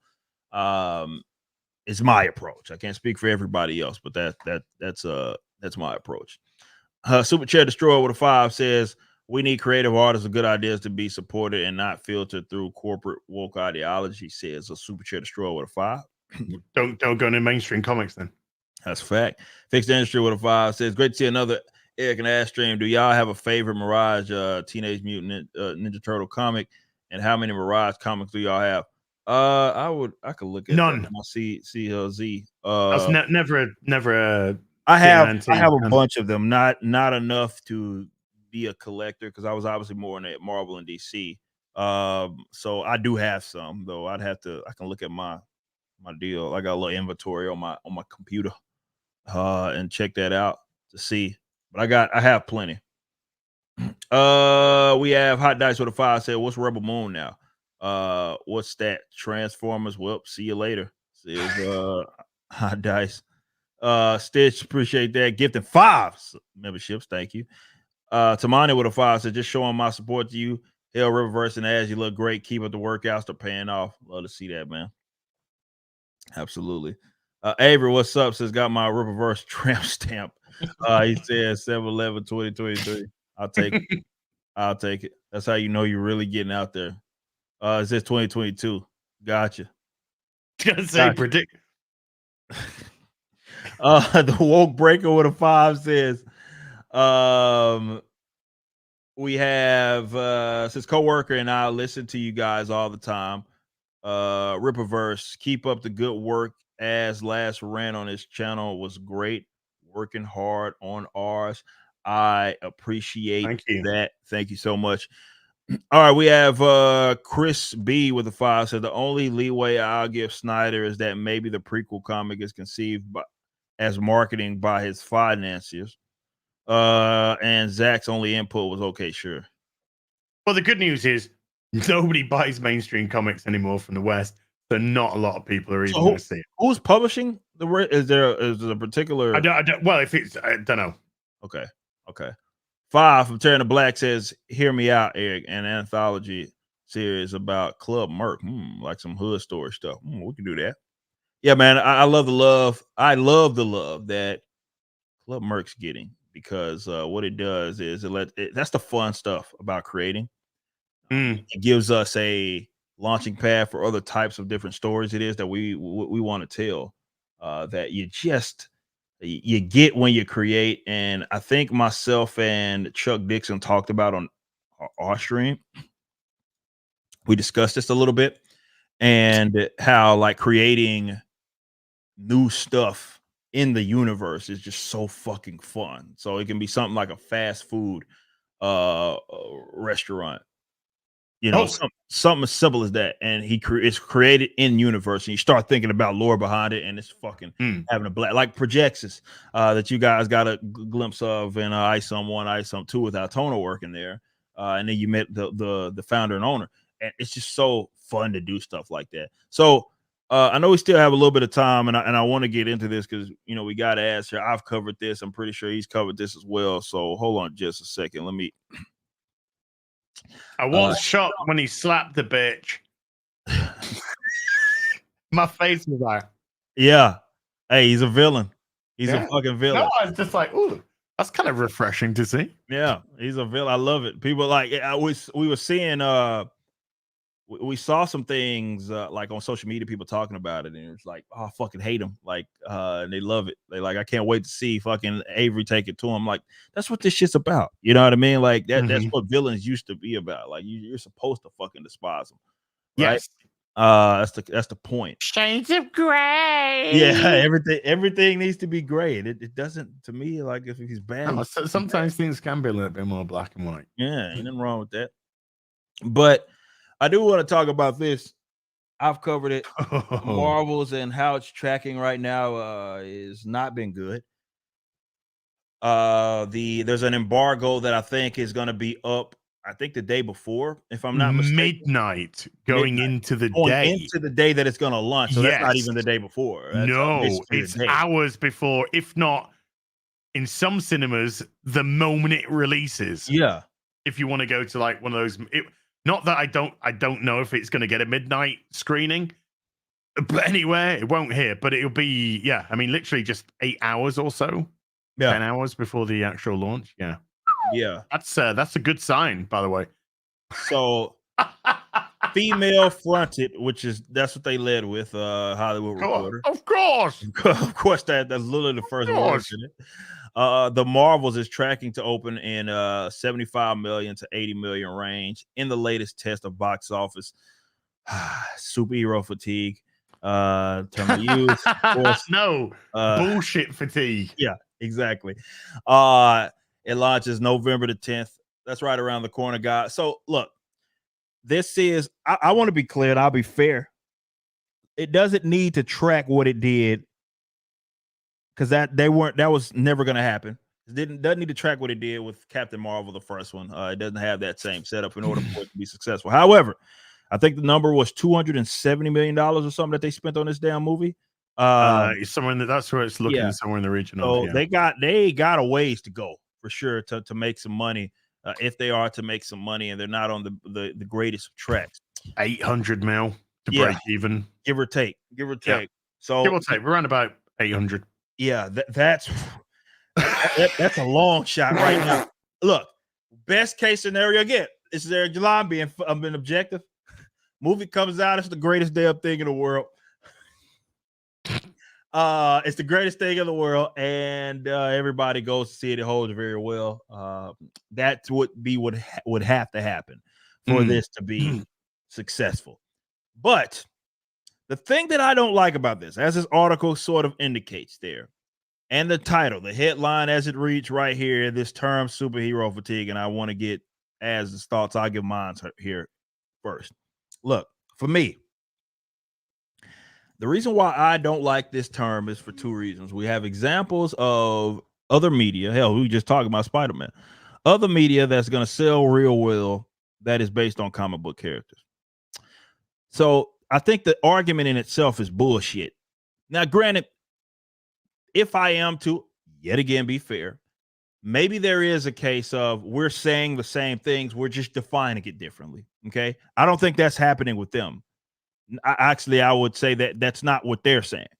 What media is saying, and this is why I don't like the term, is that they're basically, be it the producers, actors, actresses, everybody involved, directors, they're completely absolved of any sort of problems or bad things it is that they've done to these properties.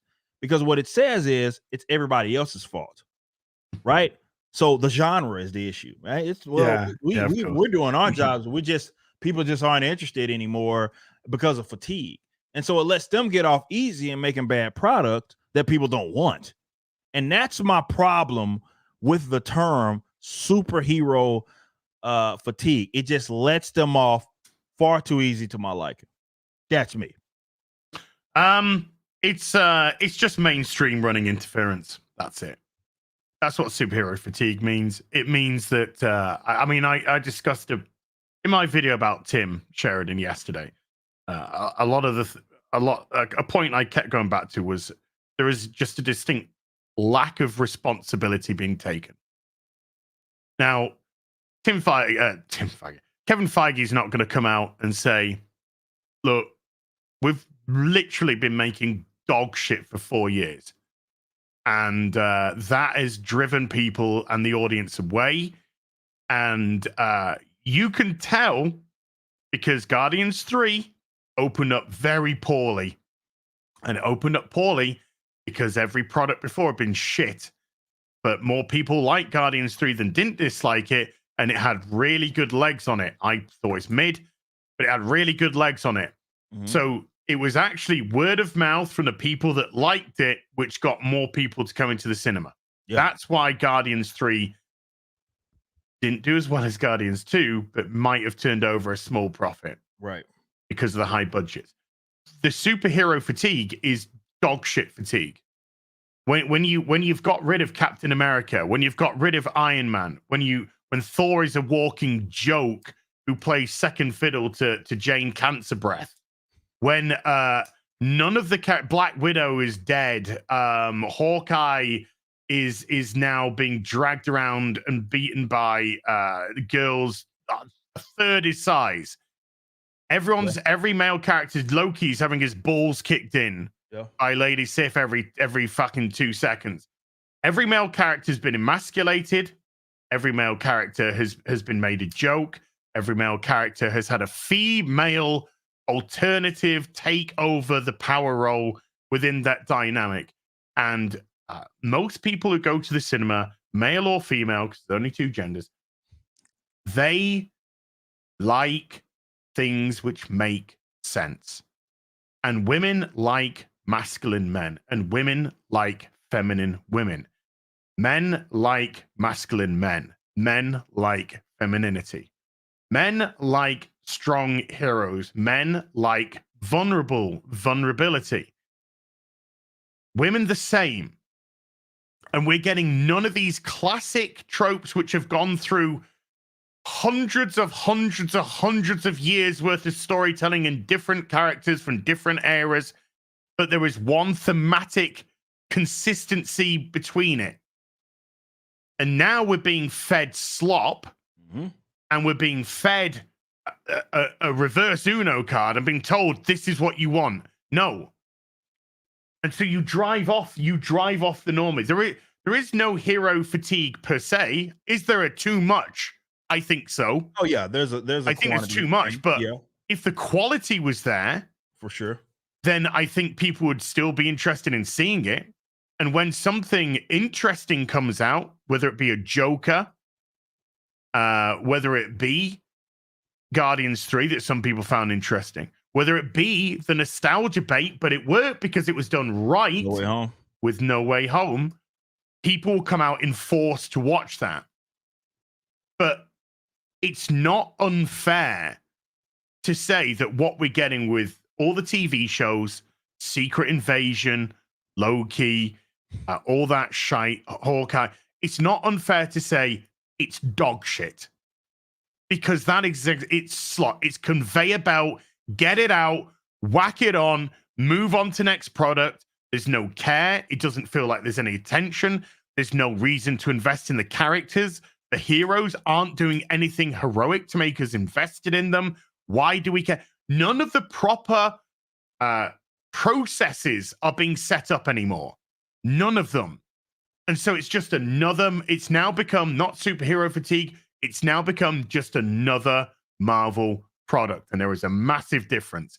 And even in Disney, at Disney Marvel, they have done 3 screeners now, 3 different screeners of Ms. Marvel. One of them was over 2 hours long, and the immediate reaction was, holy shit, this is garbage.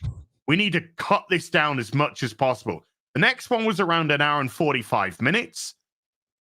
More off. It's unwatchable. And then the latest screener that went round, and I know this for a fact, because this is directly from somebody at Disney who saw it. 88 minutes. And the people, when they were discussing it in the screening room afterwards, said, we need to skate fast over this thin ice. I.e., we need to get this short out. The longer it is, the more it's going to be absolutely ripped apart. And they also were discussing Chris Evans and Robert Downey Jr., and they were also discussing how the fuck do we get out of stage 5 and reboot the whole fucking thing. And if that's where the actual corporation is, the company is, how the hell do you expect an audience to go watch this shit? True. So you can run as much interference as you want. You can say superhero fatigue. You can say misogyny. You can say racism. You can say anti-Muslim. Say what you want. The simple fact of the matter is there's a very, very, very, very, very high chance it's just dog shit. But nobody wants to take responsibility for that anymore. Yeah. Because we're in an industry of cowards, run by cowards, with cowards, written by cowards, for cowards. That's a fact. That's just what it is, man. It's an excuse, and I don't like it. There's too many examples to the contrary for me to let them get away with that. And I love the accountability, the responsibility element and angle that you take there, because that's really what this is, right? It's like they're looking for an out, they're running interference, but they're looking for an out to give these people to essentially say it's not their fault. They had nothing to do with it. It was really they're saying it was ours, right? It's the audience. The audience just got tired of it, but not tired of our bad keep work. Saying that to you. Keep saying that to the people that pay you. Yeah. Keep saying that. It's working out so well for you right now. Your stock's plummeting. Nobody's watching your product. Indiana Jones as a franchise is dead. Star Wars as a franchise is dead. The MCU is fucking dead. It's the customer. Yeah. It's the keep saying that. Ballless. Not a fucking scrotum sack to be found anywhere in fucking Hollywood. No testes, no nothing. The person with the biggest balls got fired. She was called Gina Carano. Mm-hmm. That's a fact. That's a fucking fact. But yeah, we're not gonna let them get off easy. That's an excuse. I'll be completely fair with the film. Yeah, I will see it and I'll be fair. This is why I leave it up for opening. I mean, as much as I might not think that it's gonna happen, like, look, if it's the world's greatest fucking movie, which is what it would have to be, in order for it to hold it or not, it's gonna have to do better than that. Like, they're gonna have to get an increase, man. If they're gonna want to get to that 800 million that they're gonna need to make some money or to at least break even. It's not no. I look. I initially thought this is going to do about 650. That's what I initially thought. But when all this stuff started coming out about the editing and cutting it and cutting it and cutting it, then my lips started to. I started to say, "Oh, this is looking tasty now." I would be amazed if this did 450. I think that's the highest it's gonna do. And this is worldwide, not domestic. This is worldwide. I think it's it's gonna do better than The Flash. Oh boy. Yeah, congrats on that.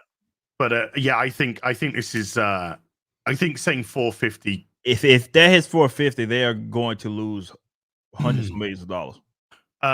With it three to yeah, at least 300 mil. Yeah. Hundreds of millions of dollars is what they're going to lose. Yeah. But it's okay because I saw them talking about, oh, yeah, but they'll get money from licensing. Who licenses them, Eric? Themselves. They do. Themselves. They license their own fucking shit. Yeah. They move. Why do you think laundering, bro? Why do you think Why do you think the streaming service is billions in debt, losing billions? It's because they're paying all the fucking licenses for the films which are losing money to say, well, it made a little profit. Because you gave yourself 160 million in license money to put it on your own fucking shit service. That's money laundering, bro. There's three lawsuits now against them because of this. Yeah. Oh wow. That's laundering, man. C'est la vie. Yeah. Hey, I appreciate this. That men like Shadran versus a cosplay girl. Yes, if you read I Some 2, you know exactly what he is referring to there. Super Neil Comics with a 10. Canadian said that Nick Fury get redemption at the end of Secret Invasion. I didn't watch that. Did he? I don't fucking know. I watched the first episode and thought, this is fucking piss out my ass. And then I watched the final episode where Emilia, 4'10", Emilia Clarke's wank arm. Oh yeah, wanking arm came, and I just thought, what the fuck am I watching? No, he didn't get a redemption arc. He got absolutely cuckold. Well, But he's going to be absolutely fine in the Marvels now. There you go. Bit of Rashad 5 gifted. I appreciate you. All right. I know we're at 2-hour mark. Quick rundown. I need it. You've been watching, unfortunately, as you said, Loki. What the fuck? First of all, you and maybe Gary, maybe the only people that actually even fucking watch or talk about this shit, because I had to get reminded yesterday that was even a fucking thing. Yeah. What the fuck is going? Is there anything worth a fuck going on in that damn shit? No. Short answer. No, nothing's happening. Jonathan Majors it appears in episode 3. He's absolutely embarrassing. His acting is embarrassing. Damn. He's playing this. He's playing a guy with a stutter, and he's literally just acting like this. And I'm just like, thank fuck, you're gonna get fired tomorrow. Oh yeah, that came out today. They did deny his motion to dismiss, so they're going to trial over whatever shit that he's got going. That happened today. Oh great, all the shit's gonna come out then. Yeah, so that happened today. By the way, if you guys needed an update on what's happening with Majors there, so wait a minute. Jonathan Majors, who's going to trial now. Look, innocent till proven guilty. 100%. 100%. I am 100% innocent till proven guilty. Just want to say another name: Russell Brand. Deplatformed, demonetized, hasn't had his day in court. Are there any charges? No, there's not even any charges. Yeah. I'm just a little something. Just have a little think. Just have a little think. Not too hard though. It's true. Crit Nature says, yeah, it's not superhero fatigue, it's bad movie fatigue, but they're becoming slowly associated with bad movies. That's why they all flop lately. Apathy is happening and it will become worse for them. Well, yeah, look, they don't have the personnel to turn the bitch around. No. In order for them to get that, they would have to reach out and discuss hire commission people that they hate. And that would actually be a concession that they were wrong. They're never going to do that. Like I've said this about the Rippaverse. The fact that for a DC, right, even a Marvel, if you want to talk about his Punisher work, that Chuck Dixon is a free agent or was a free agent is fucking insanity. That's insanity. That's your gain, though. That's your gain. It is. That's true. Never look a gift horse in the mouth. That's true. That's very true. That is very true, because to my gain, and there's an apathy is superhero fatigue in cinema. But yeah, it's shout out Gary, by the way. It's like, what the fuck? Chuck's one of, if not the most, if you consider all the work that he's done and for how long, prolific writers of our generation and almost of all time. Men, women, children, action, relationships, complexity. He can do it all. Every bit of it, man. He knows what the fuck he's doing, man. And trust me, I'm seeing the scripts. I know first that he knows you guys are going to read Alpha Core and you're going to know just how fucking good that he is. And the fact that he is was a free agent, because I'm not going to stop giving him fucking work as long as he wants it. Just goes to show how fucked the industry is, that a guy like that essentially was blacklisted. Like, we're gonna be completely honest, from the major guys for, obviously having political purposes that differs from them. How dare you, Chuck? Yeah, exactly right. And the reason why I'm bringing that up is because it shows the problems with the fucking industry. Like the fact that that's even a thing. A guy like that should not be up for grabs, period. There should not be. He should be too fucking busy. Calling shots and too fucking busy. He himself has said, though, and great soundbite regardless. He said himself, why would I take the pay cut? Why would I go back? Why would I take a pay cut? Now they couldn't afford him. No way. they couldn't because afford. you gotta pay for quality, and then they're really not willing You know to those pay for motherfuckers over quality. there ain't getting paid. I mean, Tim Oh, they're Sheridan. getting paid peanuts. Yeah, Tim Sheridan. Fucking how much do you think Mags is getting for fucking doing this Rebel Moon prequel? I'm gonna say 25 a page. I would have said free 50 a page, for man. free. No, free because Free. didn't she give that what's the name shit to sci-fi for Yes. for nothing? Gypsy lesbian, whatever it's called. I can't remember. Vagrant Queen. Yeah, so she might be fucking doing it for nothing. Mm. But Paid for an exposure. yeah, exactly. Which is fucking nuts, man. I just fuck. Oh my god, man, like that. But no, it works out for us. The fact that these greats are free agent, like I mentioned this with, I know Saskas are in the chat. Obviously, I love them to death. You read Black Widow, No Restraints play, right? That's what my recommendation for anybody that's out there that wants some Marvel work to read. It is one of the best fucking Black Widow stories that you're ever gonna read. Like, it's just, I'm not saying that to gas them up, and y'all know I'm not saying it to gas them up because I said this before they ever worked with the Riververse, right?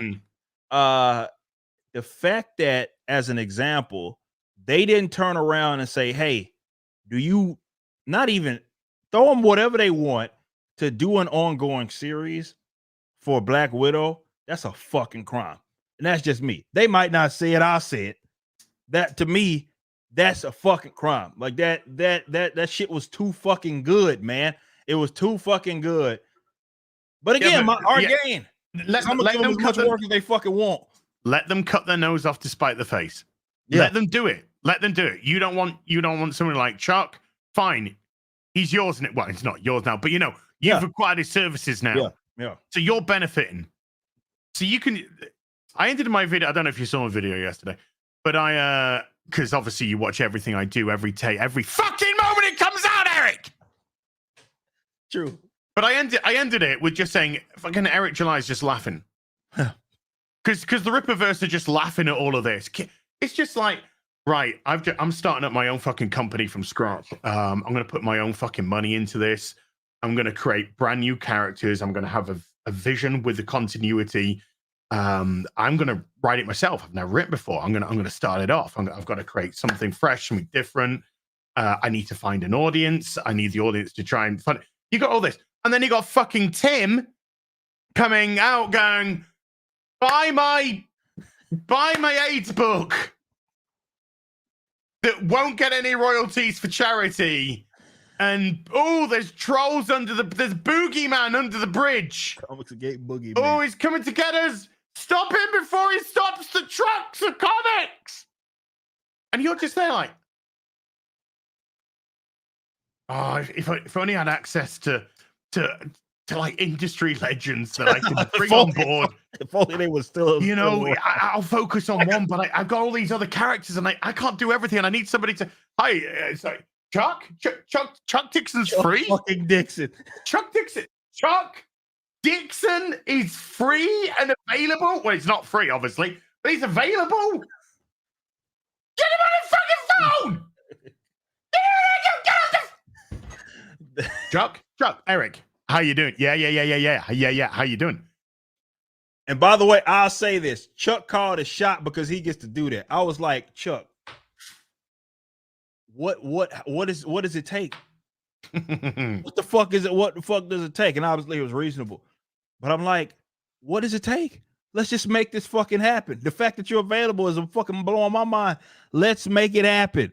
And now we have a great working relationship. He's done several stuff for us. We got an unannounced project that's actually being penciled in ink right now from him. That's not Alpha Core, right? And we got some other stuff that him and I are also teaming up on. It's like, thanks. But going back to the point, it shows how much of an issue that it is that a guy like that, as we sit up here and watch these fucking companies in shambles, we're like, well, maybe you don't make a guy like Chuck Dick, because if there's a guy that could turn a bit, especially with your Bat family, guy that you want to turn this motherfucker around, that he's right there. He's fucking right there, and you didn't want him for ideological reasons. And that's okay. Cool. That works for me. I'm gonna give him whatever he wants. He gets to call the shots here. It's been God sent for me creatively as well. You know what I mean? I've said that a million times. It's not just that he's creating his own work, it's that a guy like me who's, I'm in the infancy. I'm a spring chicken. You know what I mean? And I get to mentor a guy, or get to be mentored by a guy that is one of the fucking greats, man. So it works for me. I'm thankful. I'm blessed to be in the situation, but it does show that these guys they have no idea what the fuck they're doing. Just being completely honest. That'll stick it to the lefties. Yeah, that'll stick it there. That's what, and it's crazy. The people that don't get it, they still think that. That's what they're thinking. Like, well, because they think petty because they are petty. Perfect. They don't understand that I'm here for business. Yeah. I'm here to make money, and I'm here to put out a product that fucking will get me that. Yeah. This is a symbiotic relationship. I put out good product, people buy good product, demand for good product. I make money. I can make more product to grow. But you're talking about petty people who think in petty ways because they can only think like they are. And so that's why you have all your fucking weirdos on Twitter. Just wait. And I'm like, I've said, I would personally not give them any time, but I know Eric likes to play with his food. but I know that when you're engaging them because you've finished doing something. Oh, yeah. I'm going to spend 10 minutes just taking a fucking piss out of fucking weirdos on the internet, crackheads, Yeah. That's what I'm going to do. And then you do your 10 minutes, your 15 minutes or whatever, and you're just like, right, I gotta go back. I've got shit to do. And they're still going, for the next 15 hours. That's true. Oh, is it Wednesday? I can pick up my welfare check.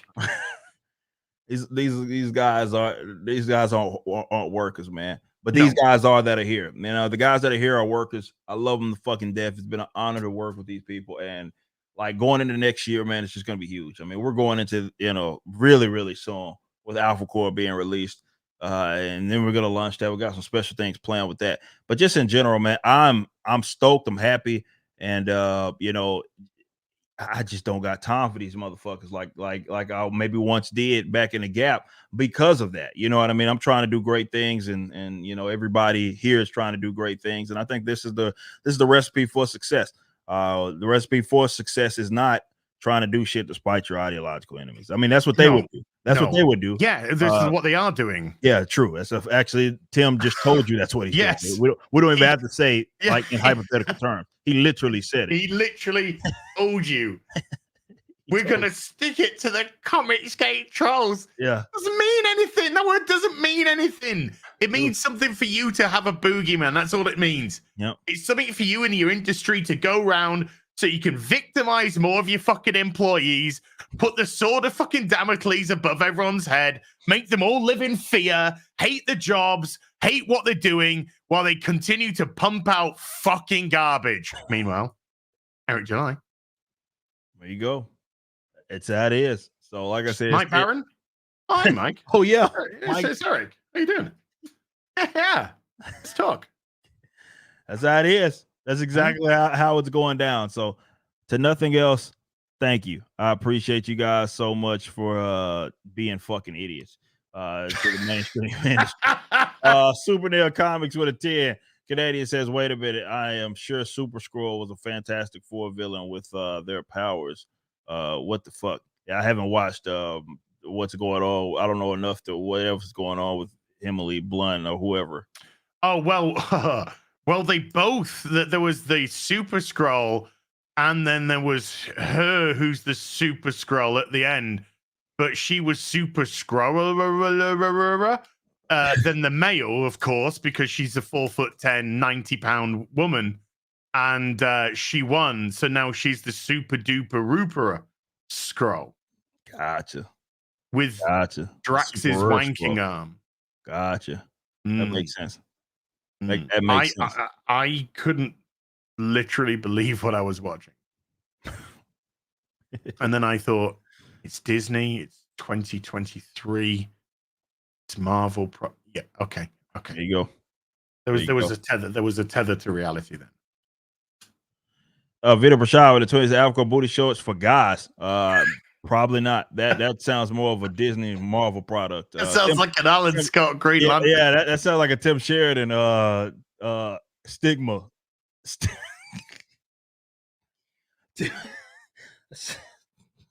That's the Tim Sheridan Stigma merch, man. Good merch. Good merch, Tim. Go. You should do it. Embrace it. Go all in. Yeah. Trolls. You spite them. You stick it to them. They really care. Those non-existent people and from this is your 20 chance, allies. You better step up and wear these goddamn shorts. I want to see every morbidly obese blue-haired Portlandian in those shorts, which have been stolen from their local area, and all the shops have now closed down because you've destroyed your own fucking backyard. Dude, fucking Nike, bro. Real true story. Nike said we tired of this shit, man. We're out. We're fucking out, man. Like, I think everyone's just left San Francisco. I think everyone's just walked out of there. Yeah. Who the fuck wants to be there these days? Appreciate that. I'd buy a pair, though. Just saying, I would buy a pair. As they release the sketch, I'll tell you, one of these campaigns get 5 million, and we'll do some merchandise on that shitty ice sketch of mine that I did as a concept art. The Irish sports bra. The ultimate Kahuna with a 2 for men. Sports bras for men. The ultimate Kahuna with a 2 says, "Yo, catch Carol Brown on ADWC tonight." Whew, man, the team's been representing, by the way. So shout out Carol, who will be on the show tonight. Ultimate Kahuna, man, appreciate that too. Thank you so much, and y'all go check that out there. We have a serious man with a 2 says fatigue is real from the studios, not the fans. Symbio Entity, appreciate that $10 super sticker. And then we got a 2 from Crit Nature's ass. When are we going to release Silverback #1? Self-insert comic. Self-insert comic, yeah. Silverback 1. Maybe soon enough. No, I appreciate you. I appreciate you. I appreciate you big time. But okay, let me uninstall that real quick. Okay, cool. Look, man, this has been crazy. We went a couple hours, actually almost half an hour fucking over here. It just goes too quick. Yeah, it goes fucking fast, man. It goes fast, but I have a look. We've heard you guys loud and clear. We're chatting about it, trying to make something more formal and make this stuff happen more often, because obviously, you know, we click, man, and me and Ash can shoot your shit for fucking forever, man. So we'll keep you guys posted on all of what's happening with that. You got anything else coming down the pipe? I know you just had a video that released. I know you're doing some streaming here and there. Anything else you're working on? Tomorrow there's going to be the new Robin Hood episode out, and I might wear something which will probably be 5 times the budget of the show. I'm just saying. Let's more. Yeah, Friday I'll be doing an Alan Wake 2 stream. Ooh. Video game stream for Alan Wake 2 on Friday and Friday Night Tights in the evening. And Saturday, I will be doing either more Alan Wake during the day, but at nighttime, we got a party animal session going. Oh, myself, Mr. Porkchop, Kara from the Ripperverse, X-Ray Girl, Melonay Mac. That's gonna be good. And maybe more. Maybe. Well, that'll be a huge stream. Obviously, we've been making our rounds on that. It's a fucking funny, silly ass fucking game, man. But we've been having a blast fucking playing it. So who knows? We'll hop in. Well, look, man, I appreciate you as always, man, joining us, man. This has been a great stream, as it always is, man. And like I said to the audience, we're looking to make something kind of more formal here happen, because we love doing these streams, and I'm glad you guys are into it. As far as me, this week, man, I do videos here and there. I'm working on Ripperverse stuff as we prepare ourselves for Alpha Core, so that's what really my time is going to be dedicated towards. We'll be doing some streaming soon enough, probably later, if not tonight, maybe tomorrow. I do got a lot of work I need to finish tonight, but tomorrow maybe back on Atlas Fallen with Napa. Streaming some of that. That'll be in the PM late night when we usually do those. So because he's on West Coast time. So but yeah, I saw a bit. I saw you playing it the other week. Yeah, and, man. I like the look of it. Yeah, it looks. I love the combat of it. I'm fucking loving the combat of that. I'm a sucker for those types of games. Me So too. you know, I've been having a blast. The fact that it's co-op just adds more to it. So I'm excited. So check that out. Yeah. So Alice Fallen, you can guys check us playing that probably sometime later this week. But yeah, again, man, I appreciate you so much. To the audience, we appreciate you guys. Thank you. But we got to get up out of here. We will see you guys. Get to the gym. Yes, right now, actually. Right as soon as I press end on this damn thing, stop your stream, go get to the gym, go do your fucking thing, man. And we will see you guys later. Peace out.